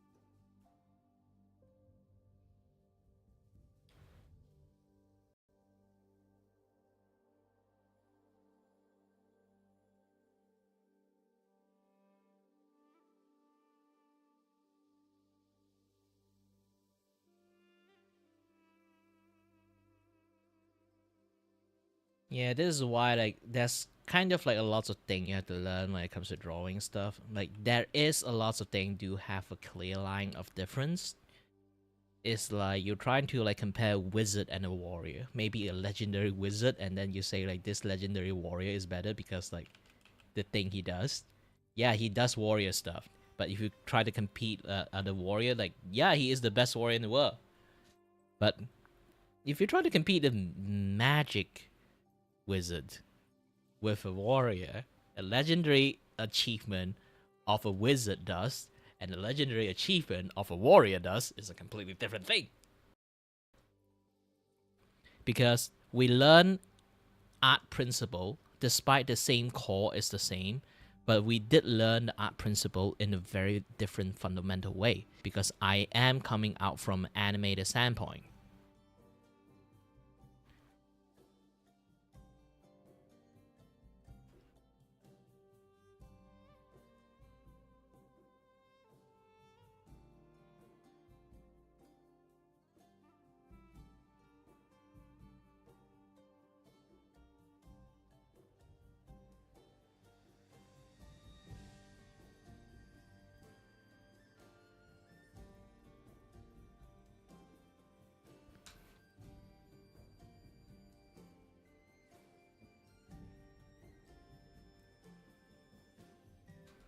Okay, I'll be continue listening to music.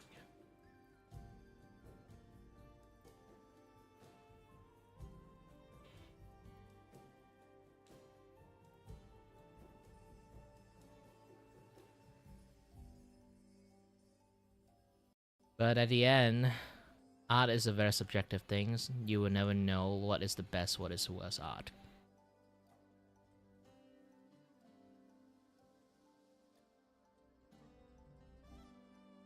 Because once you draw enough, you will know the ability of being able to draw things without even have a second look, without a sketch, without planning.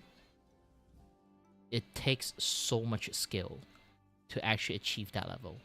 A lot of artists, animators, and mangaka aren't able to do it is because their little job is to repeat and draw again and again and again and again and again for so many times. But for illustrators, they are trying to perfect every single art every single time. So for a illustrator to be able to do that in a so careful manner to the point, it is, in many fact, a miracle.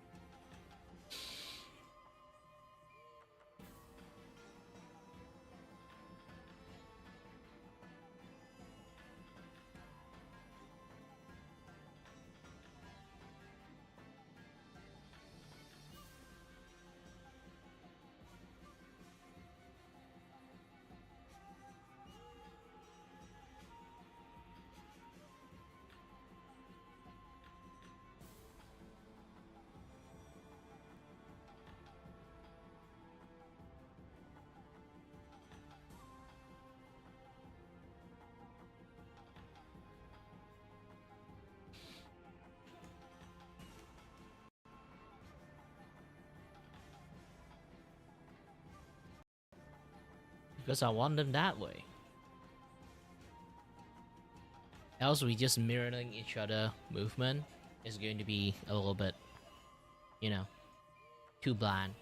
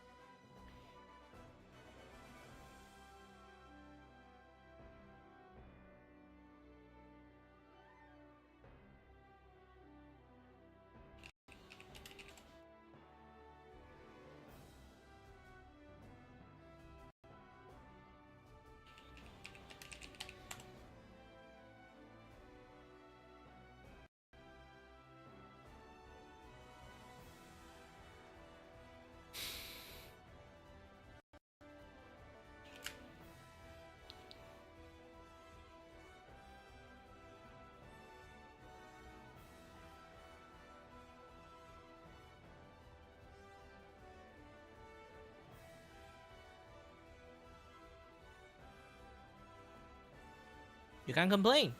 They want cheap animations, they will get smear frame. Depends on how much you understand frame, how animation works. I think I explained it in like a pretty decent post back then. Is animations actually have a few type of budget, but depends on how are you going to be able to control the budget of the animations. You will get a different type of animations. Why we have smear frame? Why we have a lot of like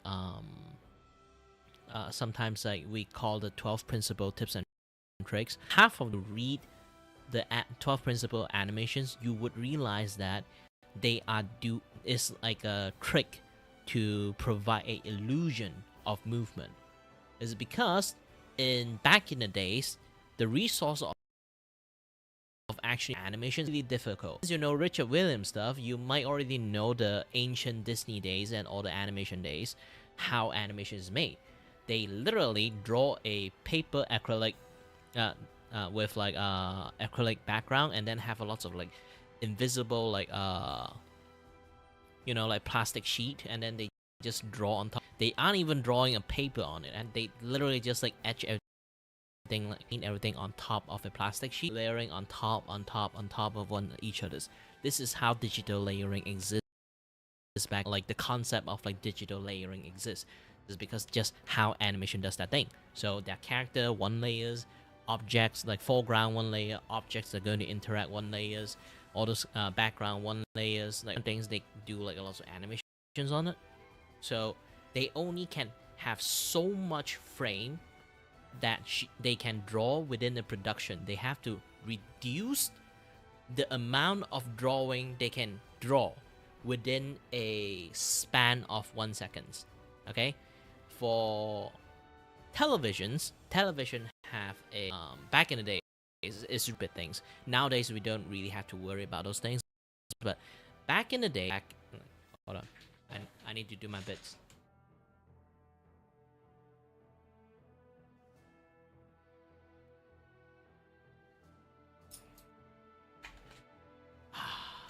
Back in the days, jingle, jingle, jingle, jingle.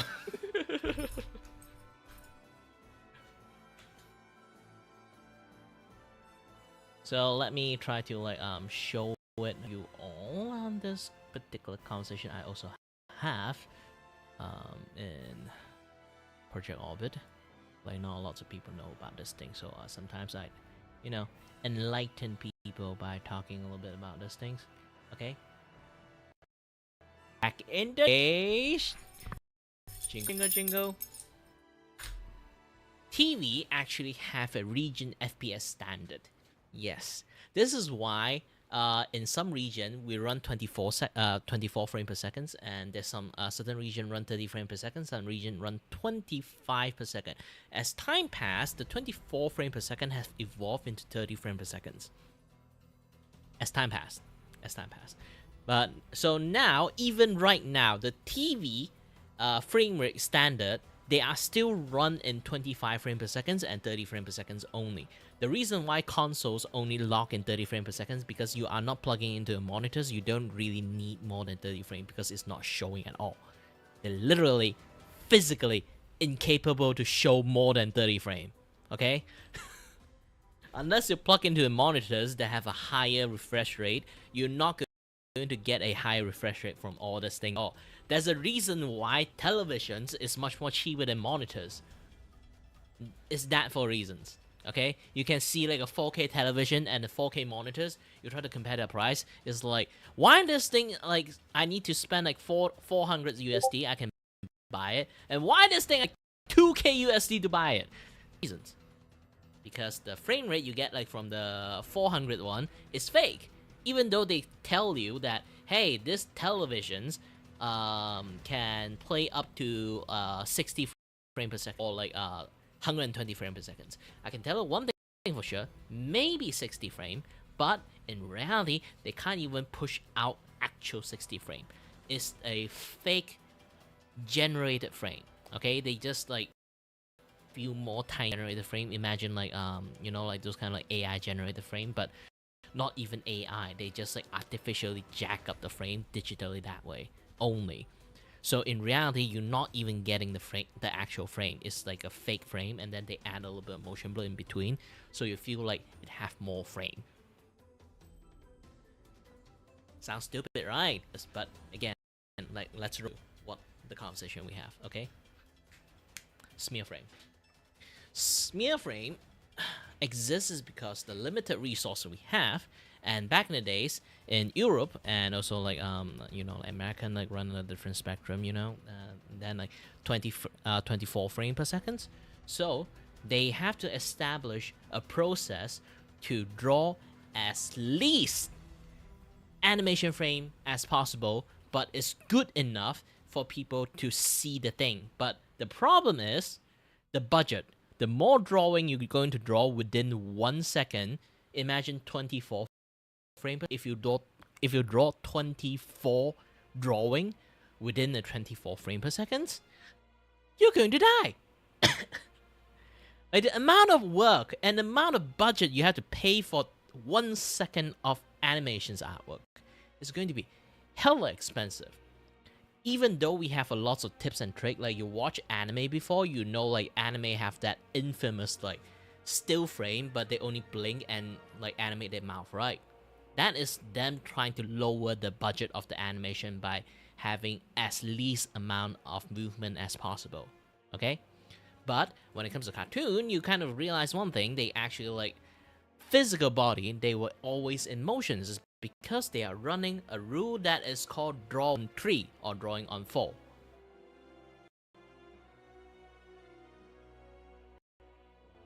Yeah, this is what I say, like, it costs money, so they have to lower the cost. And the way they lower the cost is, let me open this thing up. At this point, I'm just like a super educated. You don't need to go to college, I'm here.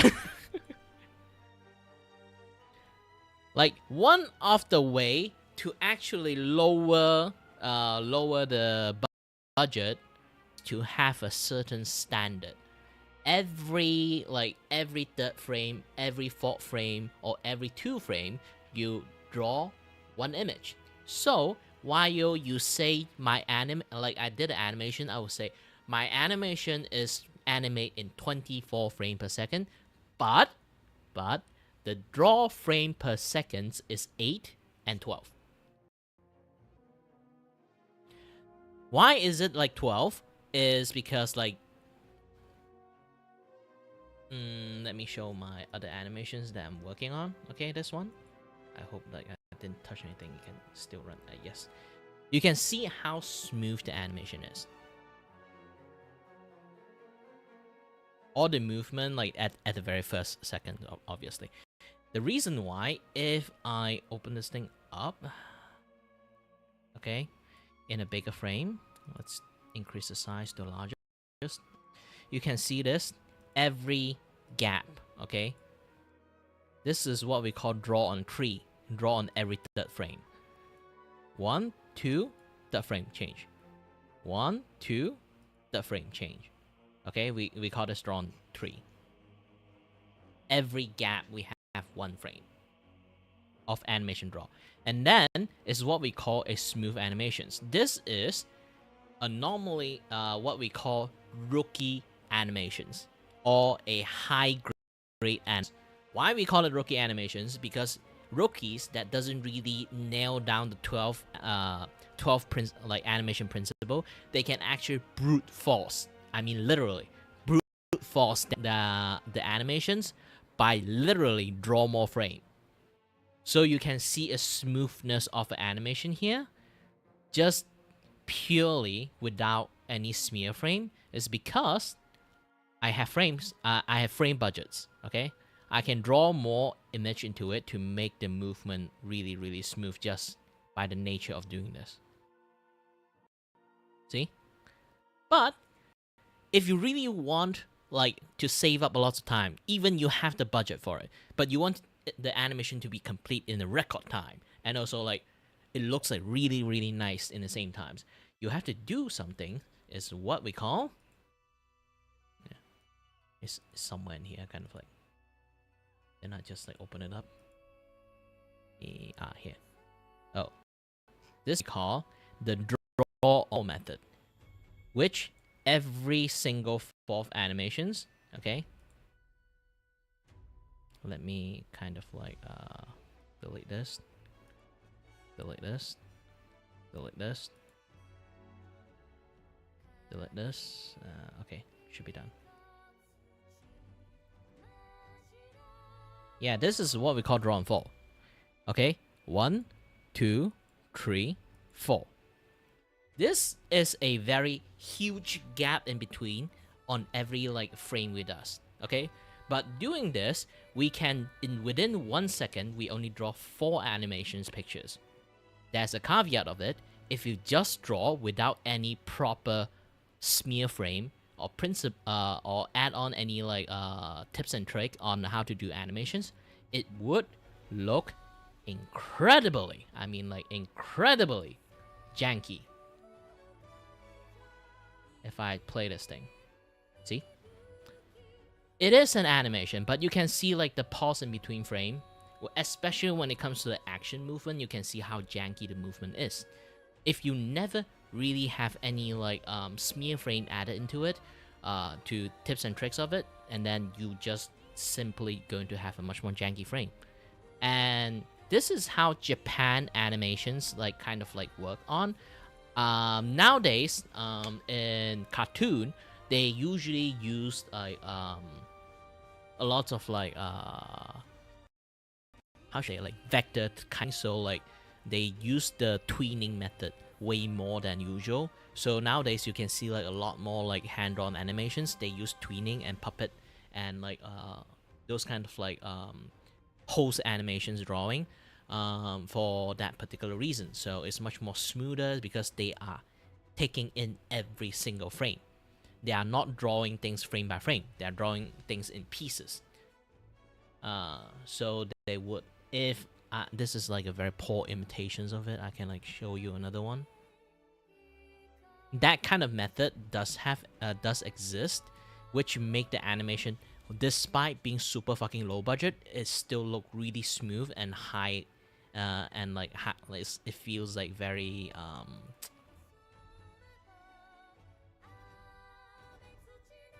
like well worked animations. Okay, I show you two kind of animations.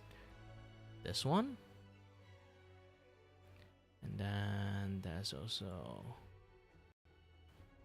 this is what I call the super low budget animations. Okay, look at this. They essentially is like, this is how I say like using heavy tweening animations. Essentially they are just one image. I just learned how to like separate things in layers so much, I can just use tweening animations to make the animation look alive. But in reality, they are just one frame. They are just one frame of drawing. If you do it, you can actually make the character much more look even more alive while you using a very like low budget way kind of like display your artwork. Essentially they still can. I can even animate the hair if I wanted to. Like while in the same time I'm tweening, I can animate the hair like moving in between, just swinging left and right a little bit. It would make them like look more alive just from doing it. It's like minimum animation, but also in the same using tweening animation. This is why cartoons sometimes look really smooth, is because they use this kind of method to do the animations. It's not like every single part, okay? Just like maybe like some of the part, like hands or like objects or this and that other stuff. They rely mostly on like the tweening. There are lots of anime, like Japan animations, they literally drawing every single item. Especially when they do Blu-ray versions. But they are drawing it in 8 drawing per second. And then you'll be like, wait a minute, they're drawing 8 drawing per second. Why I never see any jankiness in like anime? Well, there's a reasons is because even when we say we draw 8 drawing per second, doesn't mean we actually draw 8 drawing per second. Okay? The 8 drawing per second, the reason we being able to do a very smooth animation is because sometimes we do something we call, and you, if you know animations, you already know this, secondary movement. The reason why we still stuck on 24 frames per second while we just draw 8 drawing, and then you'll be thinking, be like, hey, we going to draw 8 drawing anyway, why just draw 8 8 frames per second animations instead of 24 frames per second animations? In reality, it's not that simple, because we also add on secondary movement. Okay, I can draw the same frame. The secondary movement can be hair, can be tiny movement, can be your blinking, can be your eyeball looking at other directions, all those kind of things. So if I do this, I can, while working in the same frame, maybe like in another layers, and I can add. I can just not draw eye in this particular layer and then separate another layer for the eyes, but the eye blinking is going to blink in an entirely, I mean again, like in an entirely different frame. Why does thing become? I decided to do an eye blinking. Like this thing is supposed to be like the third pose, and then the fourth pose, the key in between pose is going to be different right now. But I add eye blink at the end of the frame. But I will need to follow the rule of 8 drawing frames per second. It's like starting from here. 1, 2, 3. And I need to drawing at 4. I draw in 4. So, another one. This like slowly open back the eyes. And then 1, 2, 3, 4. Again, this one fully like this one, like the eyes is like halfway open already, right? So I add in here, the eye fully open. This way, the secondary movement added into it literally animation that way. And smear frame is going to lock in this particular movement, while secondary movement is also mixed in between that. There's a lots of things you actually have to and to think and to this and that yet stuff. Like the reason why I say like the Kim Jong-gi and like the Richard things is like a completely separate thing is because the understanding, the skill that you have to add in between it is a really different principle. You literally do jobs. So now you can see like the animation have a little bit much more movement in there, just purely adding the eye blinking.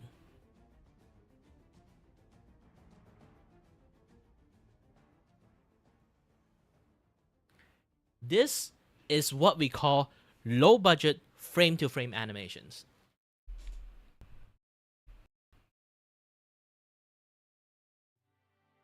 We are still at the end using a 8 drawing per second like method. Even when it comes to secondary movement, we are still counting in the 8 drawing per second like timing on those kind of things. It's a very difficult things to talk about when it comes to like frame to frame animation. You really have to study deep to know this thing like properly. And obviously, if you really want to save up on the smoothness of the animations, smear frame is gonna be added into it, especially when you draw 8 drawing per second drawing. And people can capture the smear frame is because they are drawing 8 drawing per second. Imagine if I draw 12 drawing per second. Can you capture one smear frame that I can add in there? You won't be. There's like 12 images within a second for you to pause on.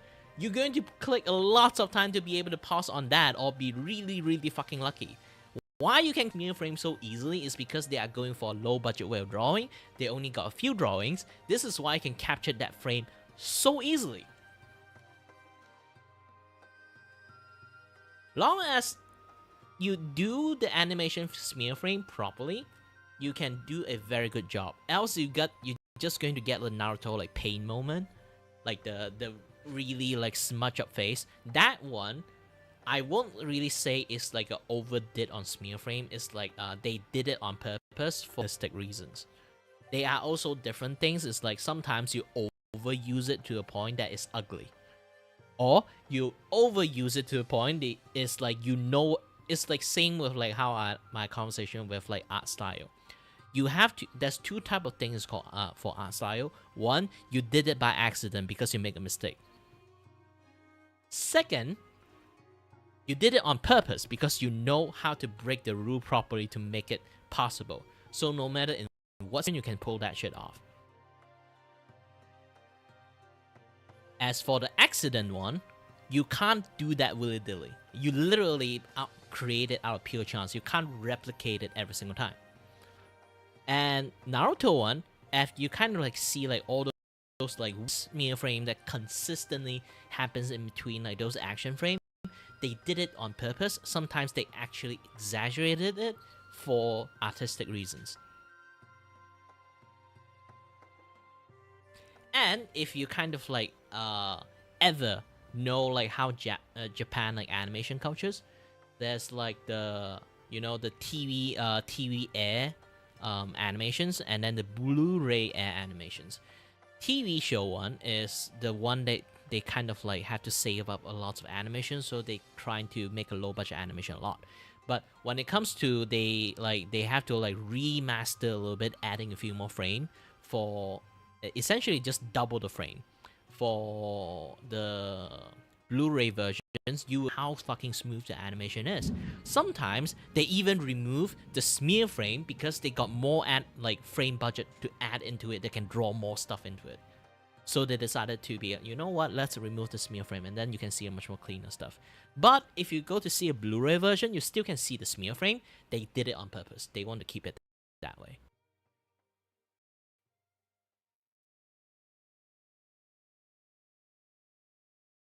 There's things that did it as lowering the budget and reduced the amount of frame you're going to draw as excuse, but there's also the one that you added into it because you want to. It is like for the whole of the movement and animation is the most important part. You have to add it in for the animation principle stuff. You know, there's a lots of things you can kind of like see.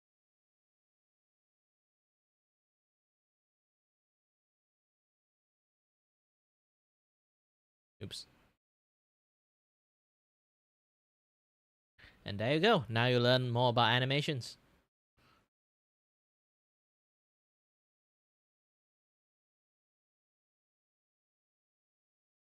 Sometimes knowing animation is not enough because the process and the money and this and that, yeah, that stuff involved, it really restrict a lot of things, and then people have to be creative on a lot more other stuff to make it happen.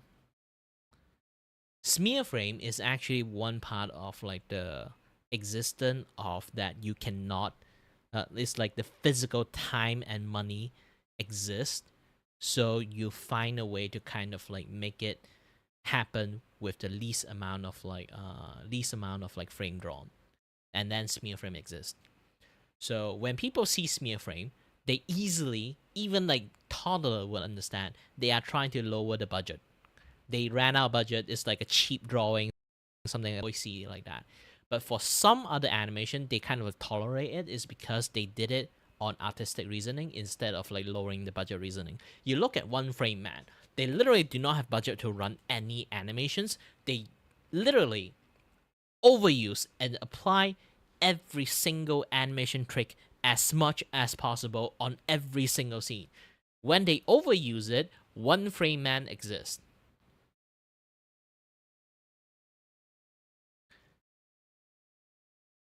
It's just simple, pure calculations.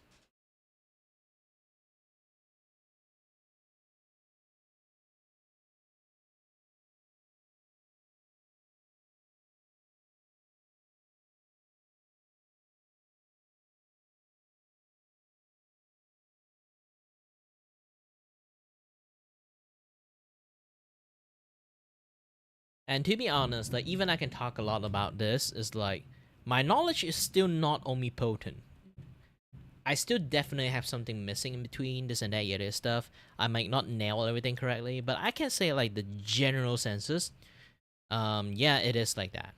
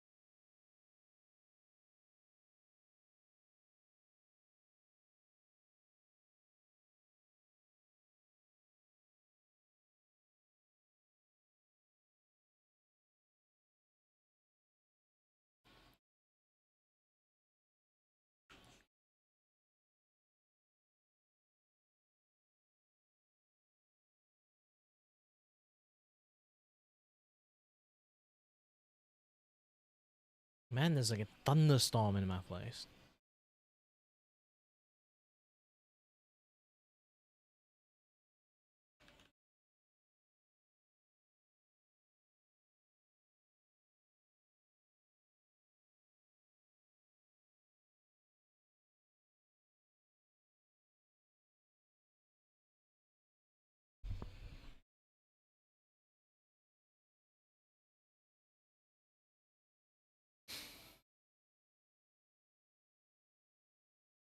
You look at this, you understand this is the Blu-ray versions. The TV version doesn't have lots of blood. The Blu-ray version have blood everywhere. Naruto.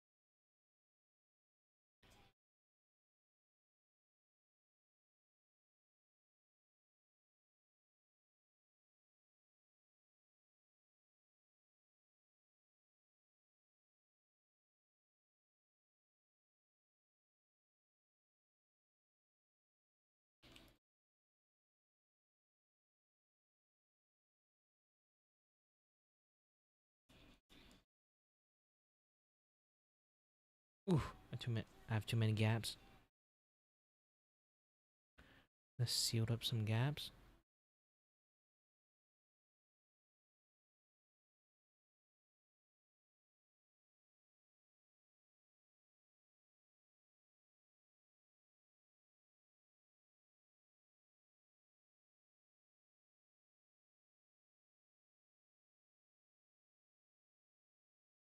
Hmm. Well, it's better than nothing.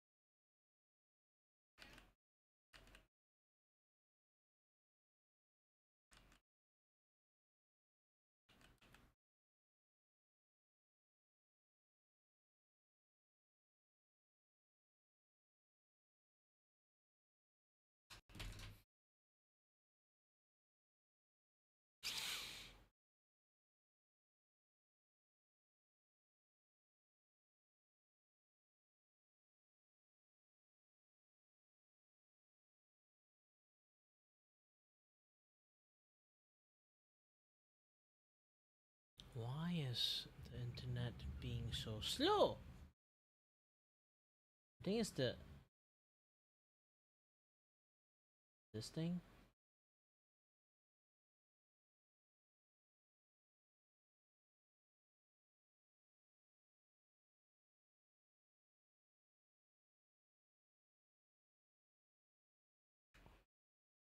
Yeah, gosh dang fucking hate like Google sometimes. I have premium. I only have like uBlock to block like the useless like ad that kind of like pop in the other side. I think they detect that and then like just slow down the gosh dang fucking like Chromium just because of that. Ah, stupid.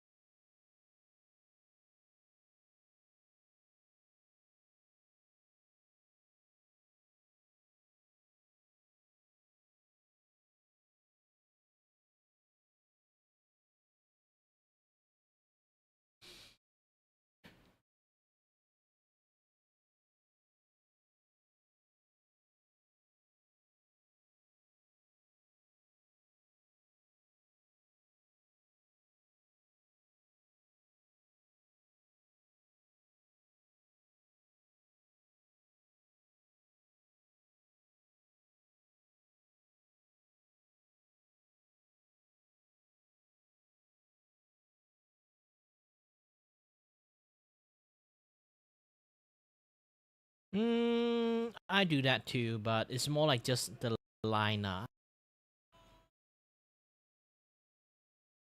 Depends on the artistic choice on the character.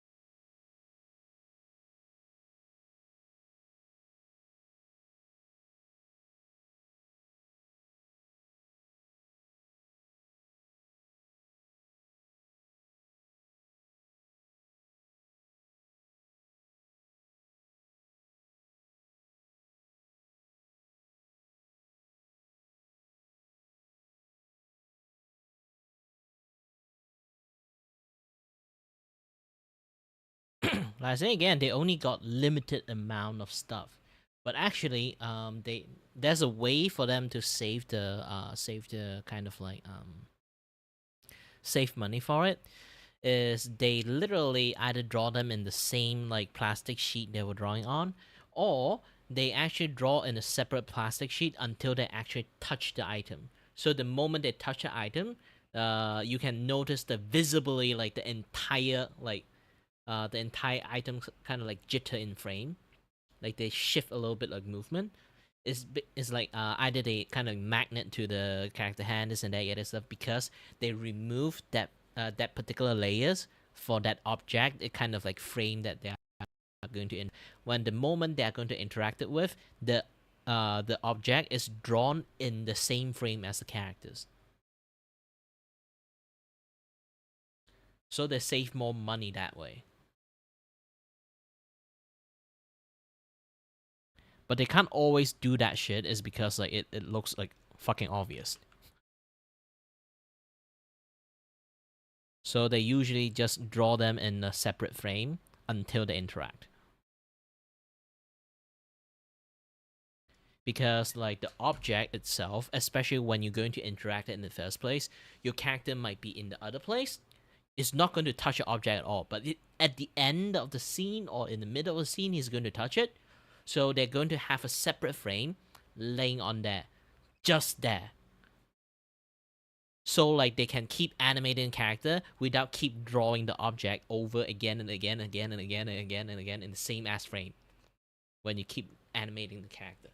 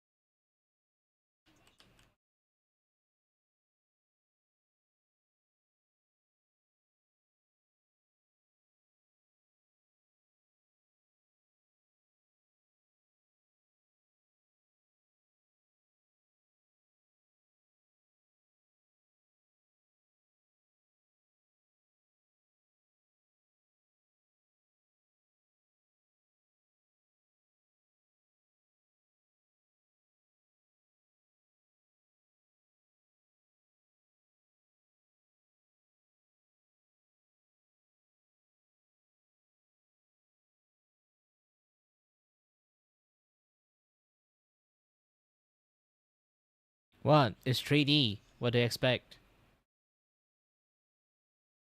Making a 3D page is difficult.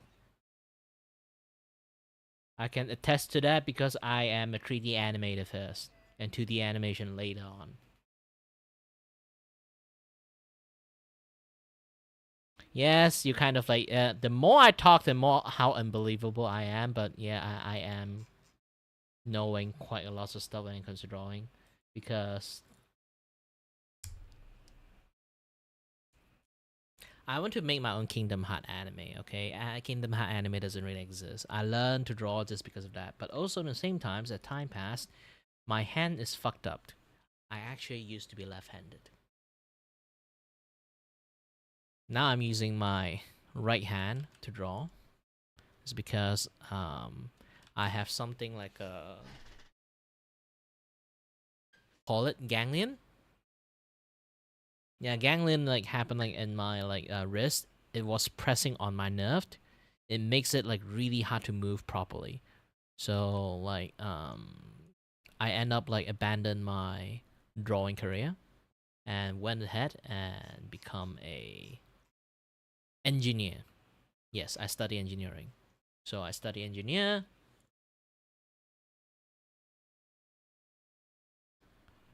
So I studied become an engineer, but while the time that I was studying being an engineer, I was like learning how to draw with my right hand.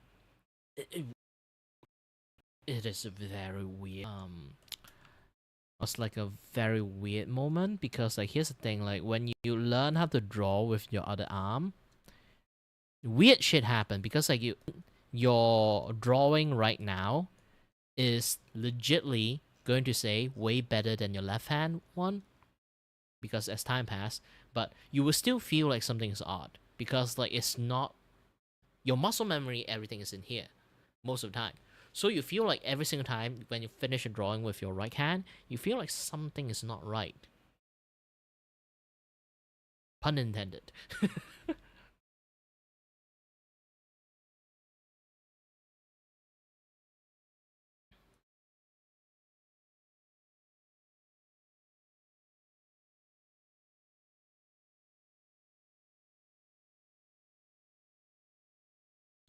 But I was ambidextrous first place, so it's easier for me to transition from like one arm to another.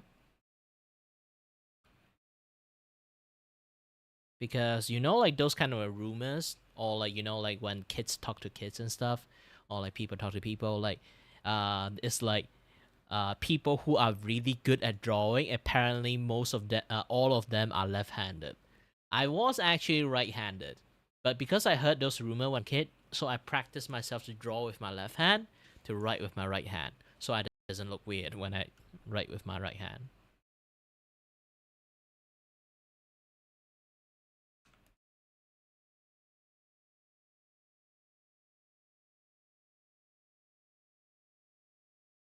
So at the end, like even I ran into issues, I cannot use my left hand anymore. I kind of like still got an easier time transition from like, A to B, left to right.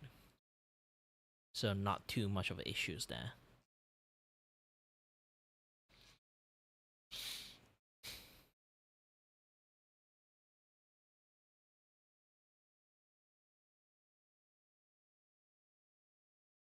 Actually, this thing is a fun fact that even my family do not know. So if my dad is watching me stream right now he knows.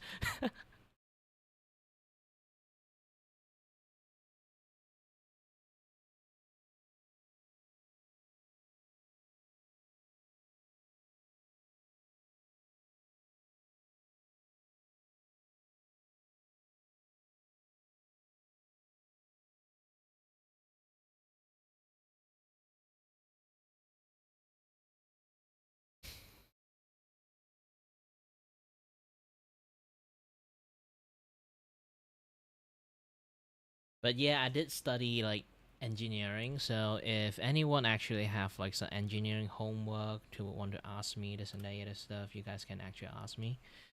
Mathematic wise, I might not be able to help you that much, but if it's like a practical project, I can help you like cook up some things. I am literally like my main job for lots of like practical things. Mechatronic engineering. So essentially, it's like the admin of like electronic, admin like of like engineering is like you understand almost every single type of engineering.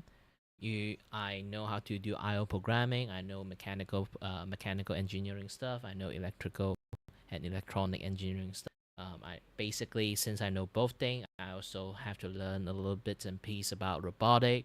I have to learn something about like civil engineering, structural design for the mechanical side, and since the main thing about like mechatronic is about the industry stuff, uh, factory stuff. So I know a lot of like factory process, this and that, yada stuff, mechanical, robotic, this and that, yada yada things. Jack of all trades somehow. The higher advanced version of it, no, but the general version of every single general knowledge of every single like engineering, I know, except bioengineering. Bioengineering, that shit, you need biology, of course. Like I study most of the things is like electronic and physical stuff, so it doesn't really work that way. Even the software engineering stuff, I only know I/O programming. I don't know like anything beyond like C++. Some people did tell me like, I should learn Python before I stop, but too lazy. I already learned way too much things.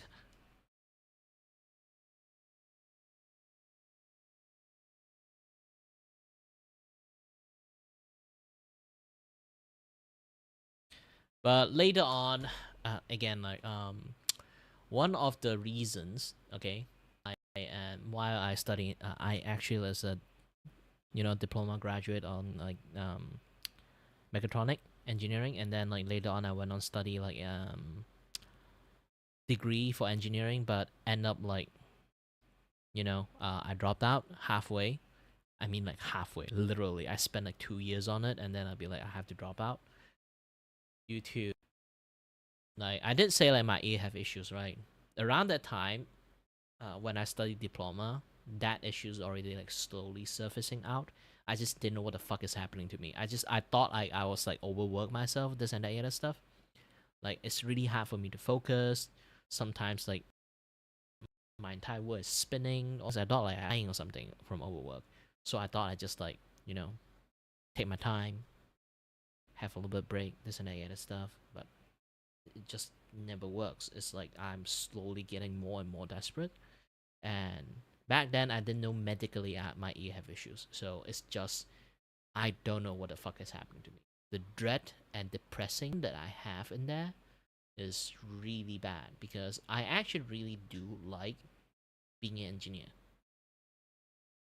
But the fact that I physically incapable of doing it as time passed, like using my brain properly to think, to do lots of things, I just can't do that. Because the more I do sometimes, the more dizzy I am. I cannot do work for a certain period amount of time for too long. I literally have shorter working stamina than most people just because of that.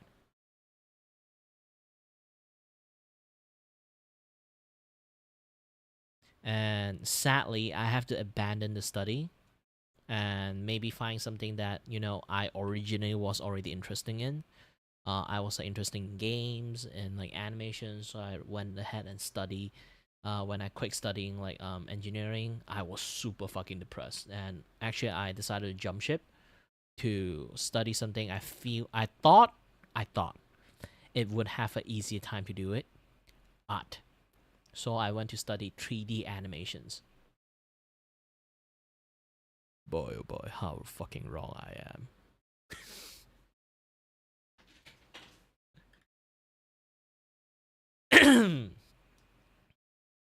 Well, good news. Apparently, I'm really good at 3D animations. Bad news, I didn't finish my final year project because final year project is really stressful, and like around that time, my dizziness conditions has amplified to the maximum rate. I literally cannot focus any day at all, any single day. I literally is like I cannot even stand well. I cannot even walk well. My eyes is just keep spinning around. My right eye is always in pain. My head hurts. My entire brain is kind of like in like tornado, like jostling, without doing anything. I'm just sitting there, lying on the ground. It is my worst moment around the time. I didn't even know what the fuck happening to me. Like again, I just assume I overworked myself. Again. And then I go to see a doctors, they say I might have Meniere's disease. Like if you watch like to be honest, talking about it, my vertigo starting to happen again. I need to take my medications. But again, like so they say I might have disease. So like do a little bit of checkup, and then they found out that you might have, you might not have. And then like I still have a lot of issues, and then spend like a few years. I mean, literally a few years of trying to discover my issues. They finally relent and take an MRI scan on me. Yeah, it took 3 fucking years for them to actually approve me to get like MRI scan.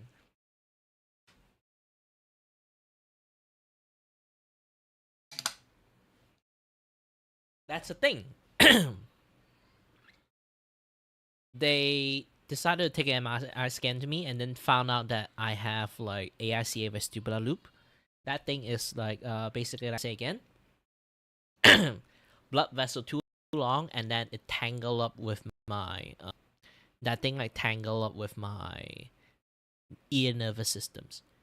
When they tangle up with my ear nervous system, it create a symptom that's similar with Meniere's disease, because Meniere's disease like over bloated of like the water inside your ears.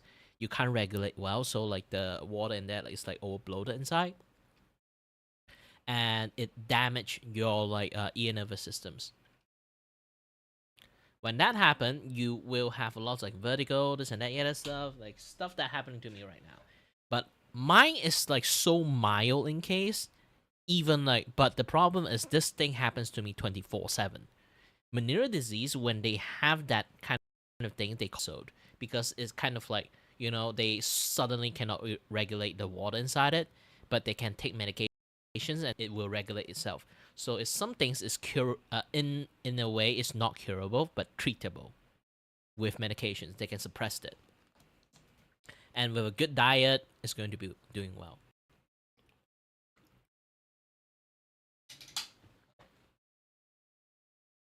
But for me, sadly, for me, it's not the case because for me is my case is physical.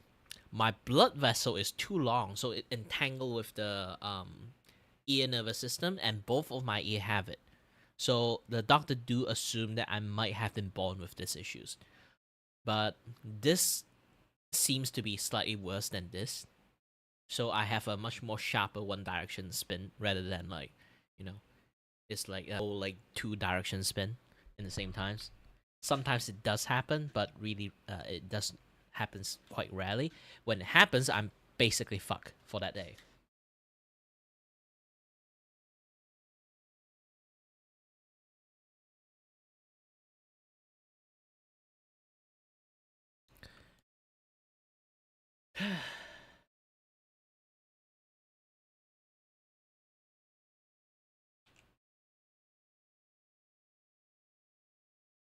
But again, like medication doesn't really help my conditions. It doesn't help, no matter how much they want to. The doctor already basically gave up my issues because they can't fix it. No matter what they try to do, they can't really fix me. My condition for them is unfixable situations. All I can do is literally power through my conditions. Just that. Nothing more, nothing less.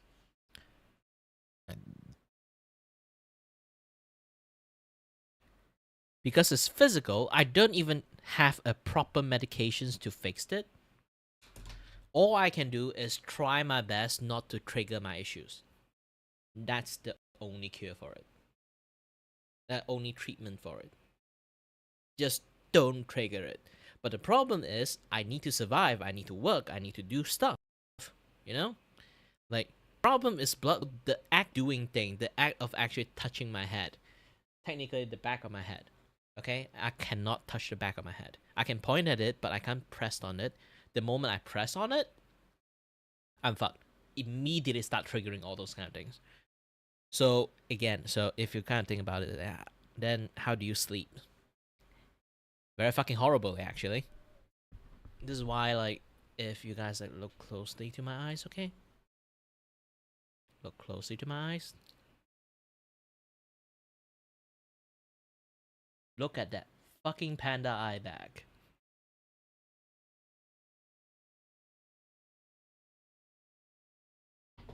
I have a heavy fucking eye bag for reasons.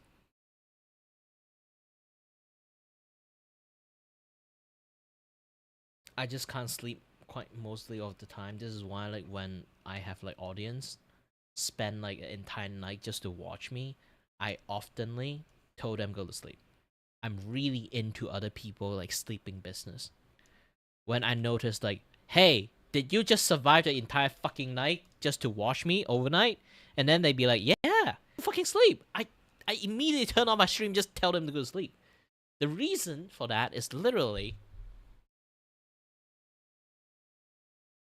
because I can't sleep. The damage it slowly accumulate to me is way more worse than having vertigo. Yeah.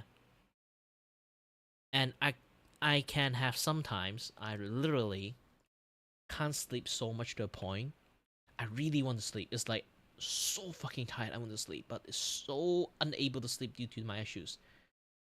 I literally there's a few times I really considered to slam my fucking head into the wall and knock myself out.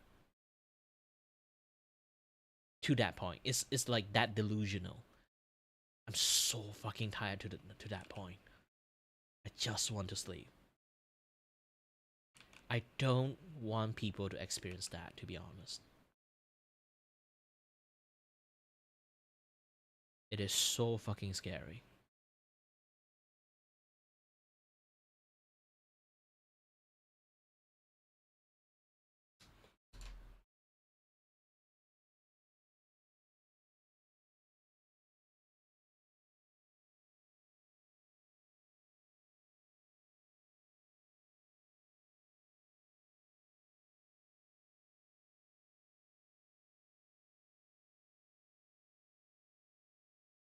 But time have passed. I kind of like slowly got used to it. Just the problem is I can never go out my house. Like I technically can function properly, but I am living in a mode that kind of like trying my best not to trigger my issues. You know, even I manage to trigger my issues, it's not like I immediately will feel the blunt force of like the issues that I have, because here's the thing: this thing apparently is a debuff that accumulate damage, and then because I live with this condition knowledge for like 6 years at this point, I learn a lot about my conditions. It's like this fucking thing is accumulative damage. So as time passed, like maybe like the first day I can power through it, the second day I can power through it, but I will become like over cocky, and then like powering through it for like a, and then it will slowly show sign that I'm slowly getting fucked.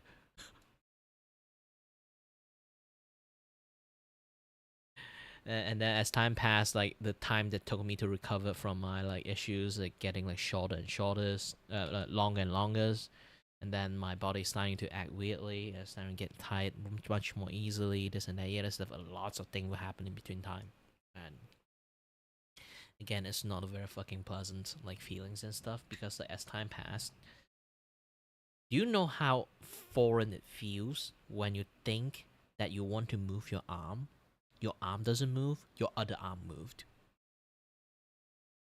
You try to move your right hand, your left leg moved. The kind of like so confusing, like my entire like balance is out of whack so much to the point I can't even lift a finger properly, because my entire limb is just out of whack. I don't know which one is which to control. It's just so fucking confused.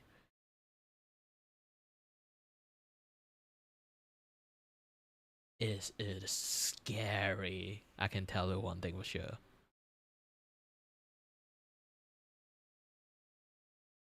You can experience that once, and then you'll be like, I will never want to experiencing that ever again in my life.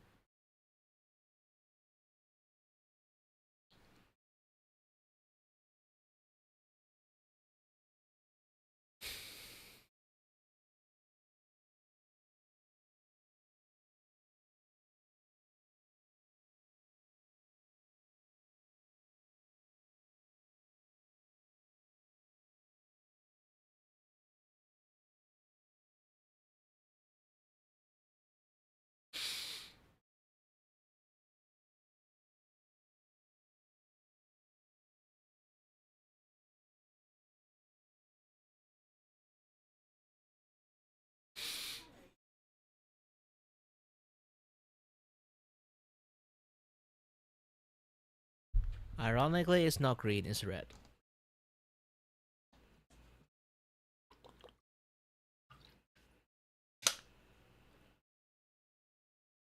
Green is just my second favorite color.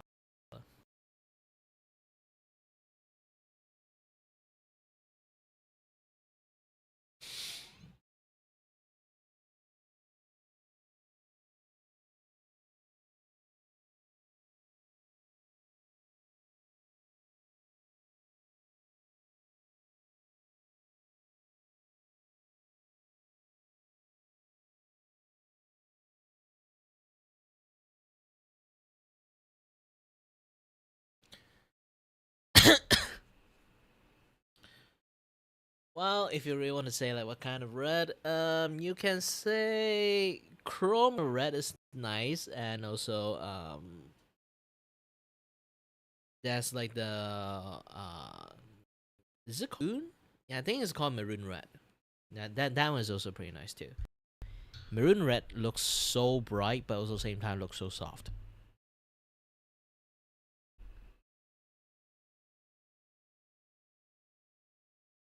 It's really good clothes and shoes.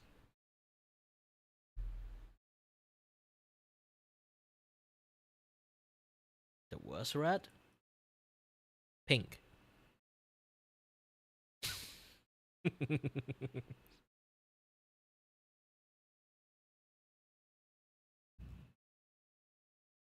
Imagine I just start a war saying that.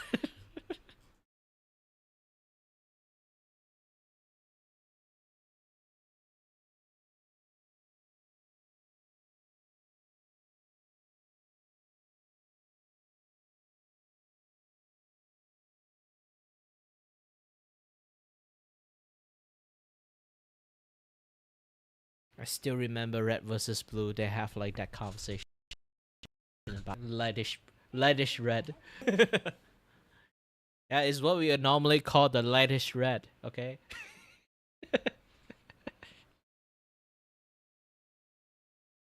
Again, I'm gonna start a war because saying this. If you really want to troll your friends, that is going to be very annoyed by the comment. Just try to say like, yeah, it's a lightish red. Pink is just a lightish red.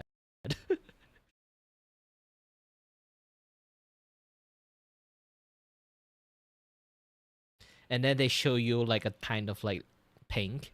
You just tell them it's the lightish magenta. It will piss the shit out of.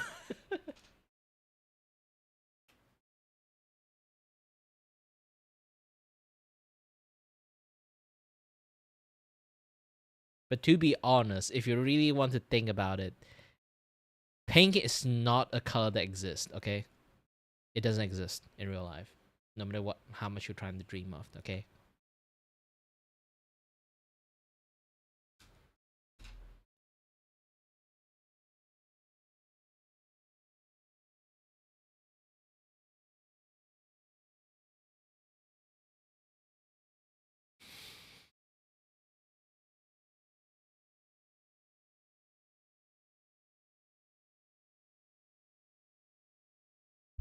To be honest, like here's the thing. I'm not even kidding. Is actually uh pink is actually a colors that do not exist. Most people confuse the word pink a lot with many different colors. It's either they are lightish red or lightish purple. And then later on, that is like the color, okay? Physical color on pink doesn't exist. Then how about spectrum? Spectrum is light, so there's like the like the magenta, yellow, blue, those kind of thing. The RGB, the standard RGB is the R is not even red. The red is called magenta. Okay, so what happened if you have a very like pinkish light spectrum? It doesn't exist too. It's a very light magenta. Pink actually doesn't exist. We invented pink. This thing supposed supposed to be a gap in between. We managed to link them together. When we linked them together, it turned something we call pink. We literally invented the word pink. But the idea and the physical manifestations of pink doesn't exist. We created pink. No. In reality, pink really doesn't exist. Pink is not within any spectrum of physical color and light spectrum. They don't exist. And also, it's around like 5 a.m. I need to take a small break. I'm going to like eat. You can spend your time to kind of like, you know, look at some 4chan or some Reddit. Like they argue about like is pink like actually pink, or pink is just a lightish purple, or lightish like red, or lightish like magenta. Those kind of things. Like you'll find a lots of argument about it actually. And that is the worst page you can find in there.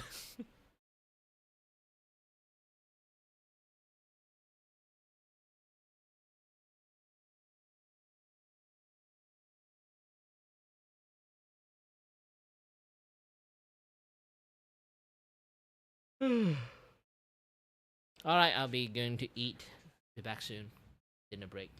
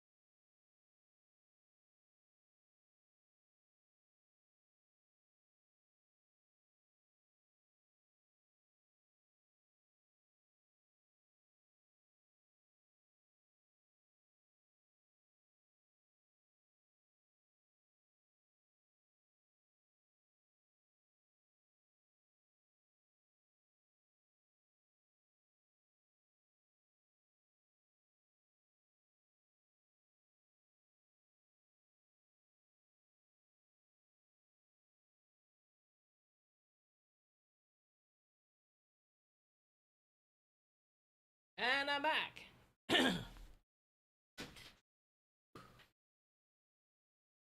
Ooh, someone asking stuff. Not sure you're still here or not.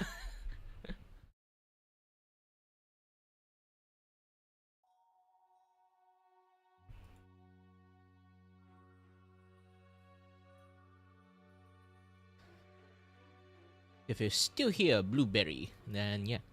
Um, you can go to my regen is there in the descriptions. The first time someone actually come to ask me. I've been streaming for a very, very long times.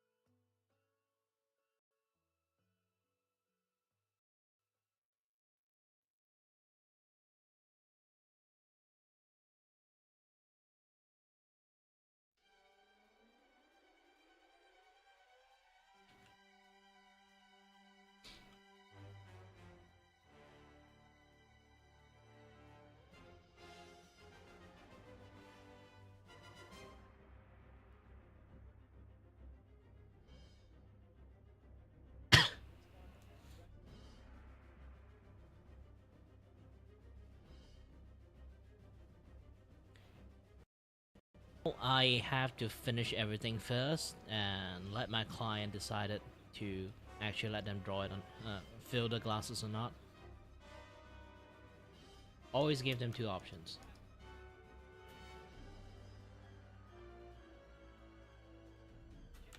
If I really want to add, it's much more easier. I can just like add the colors and then like transparent it a little bit.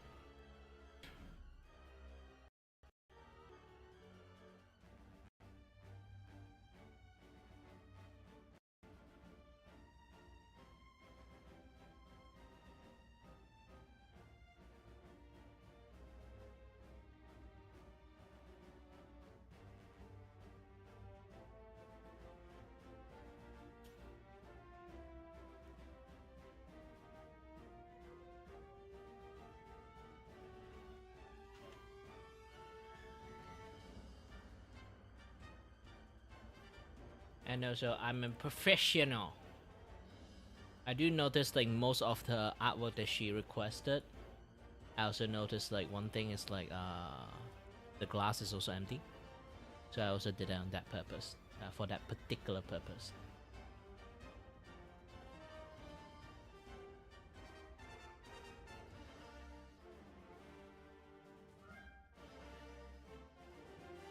I don't watch Malaysia cartoon.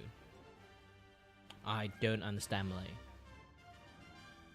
Not like I don't understand Malay. Actually, I do understand Malay. It's just that, yeah, when I'm watching a Malay show, I don't watch any Malay TV shows.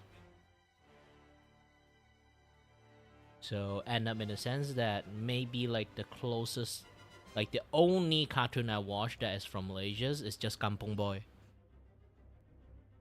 I can't really say like I loved it while like Kampung Boy exists as a Malaysian show. There's also way more other show that exists. I know it's just not going to do justice if I just say because I only watch Kampung Boy, and then my answer is just only Kampung Boy. And I'm 30 fucking years old, so like the, you know, Agent Ali or Bobo Boy or like Upin Impin, like those kind of things is like after like my age, so I don't really watch them.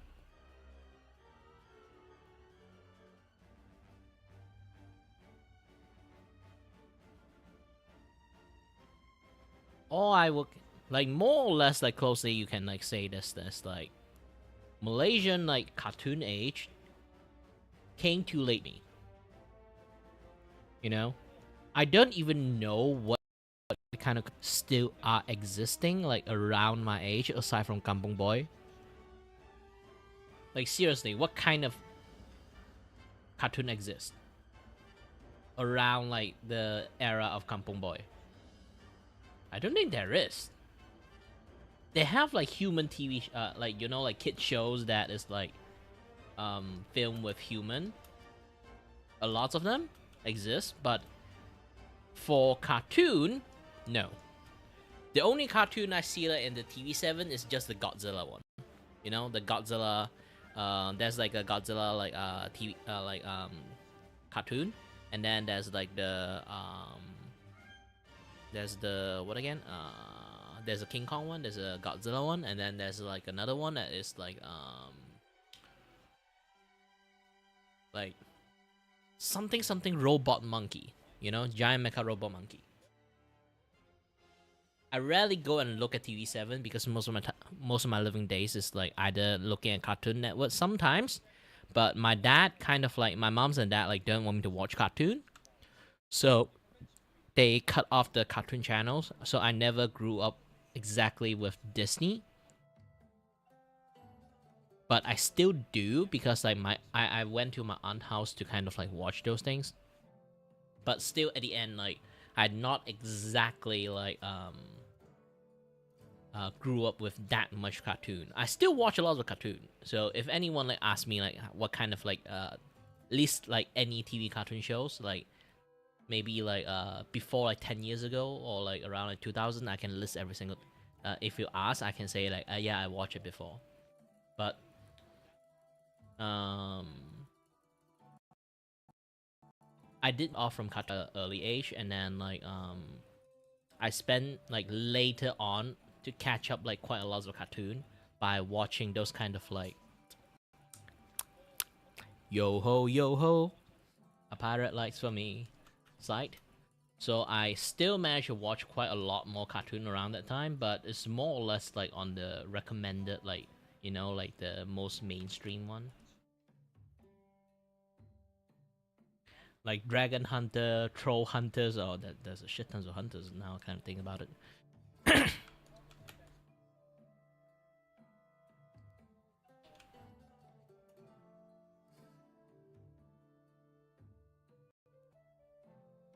I spent most of my childhood actually. Well, this is also one of the reasons I study engineering.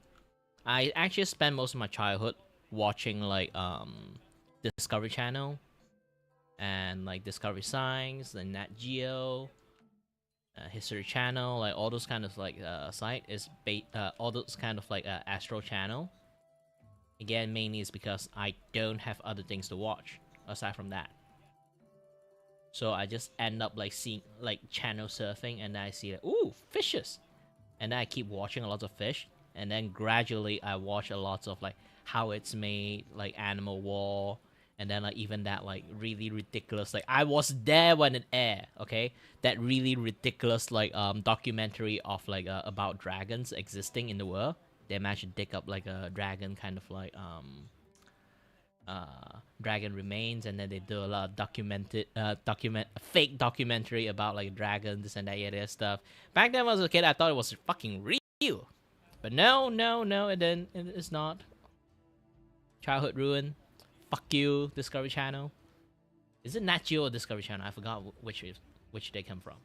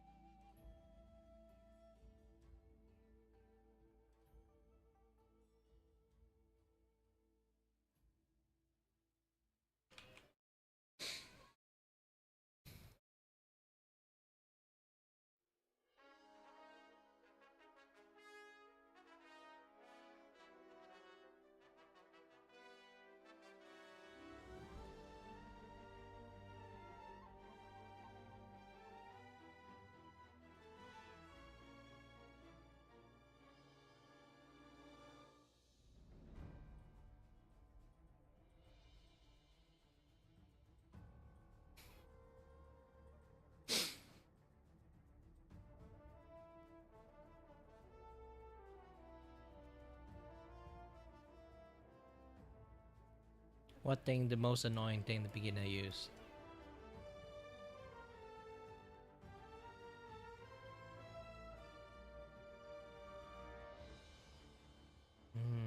It seems like the blue one is not really useful.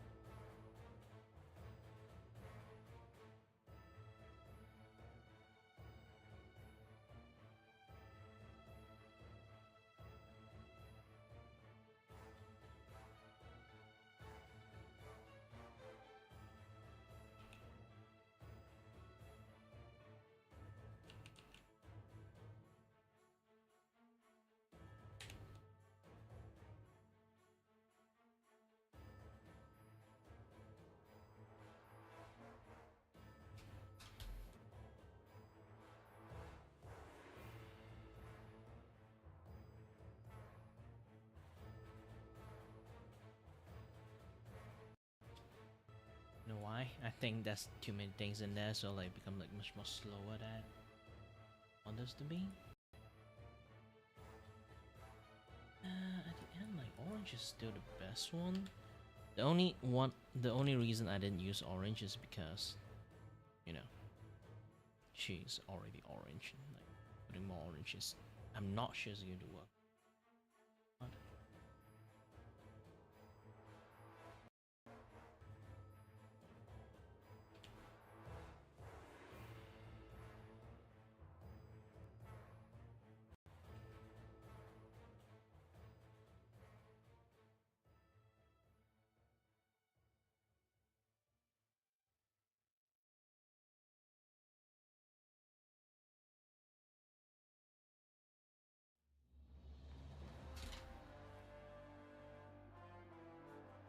I had to go for the overlay.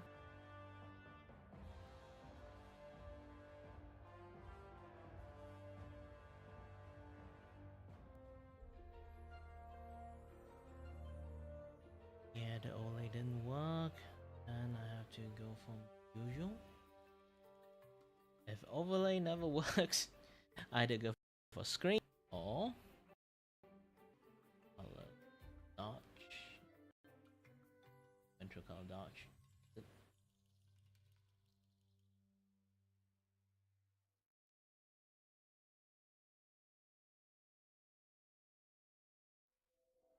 Mm,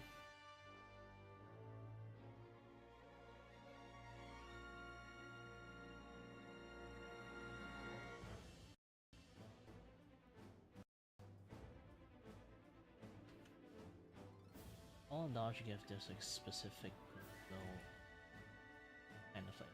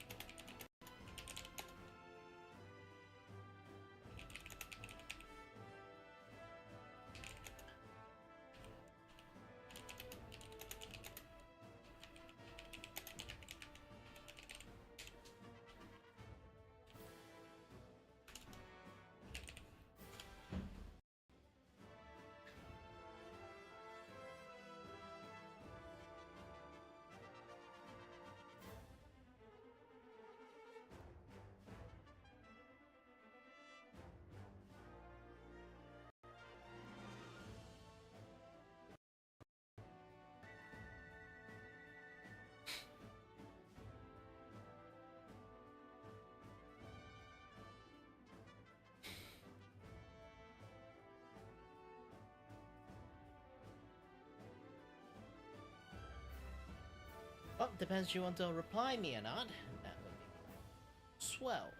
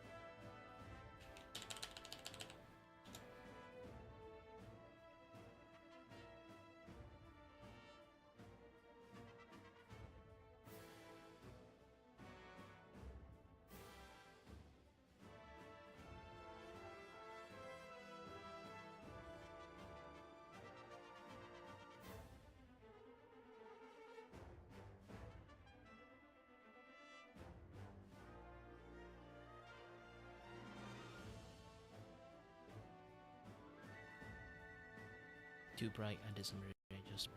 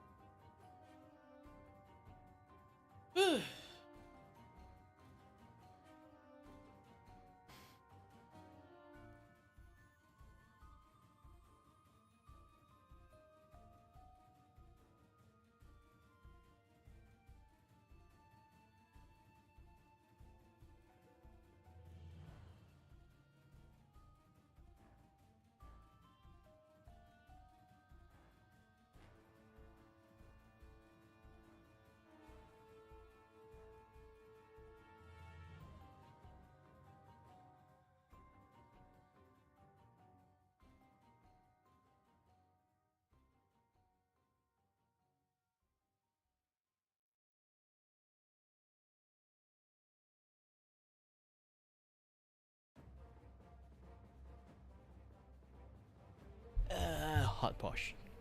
Now, onward to the next work.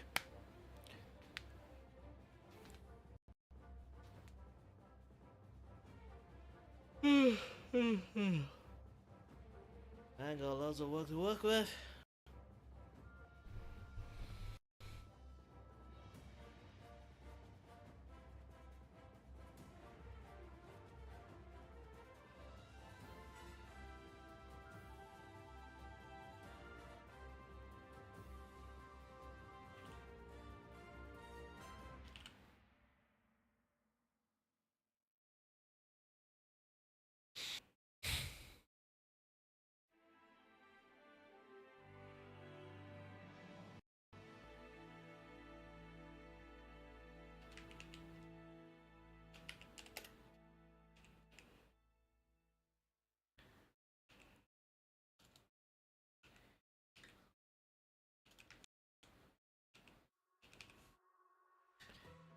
Pixel Pandaru. Whew, so many I have to do. I simply cannot stop.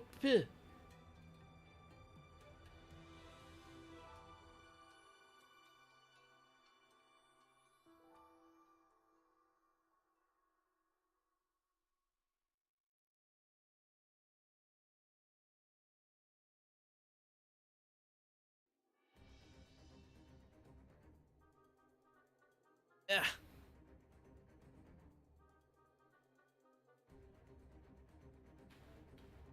Whew. On the tank. I'm so tired. But I still got jobs to do. Money's to earn.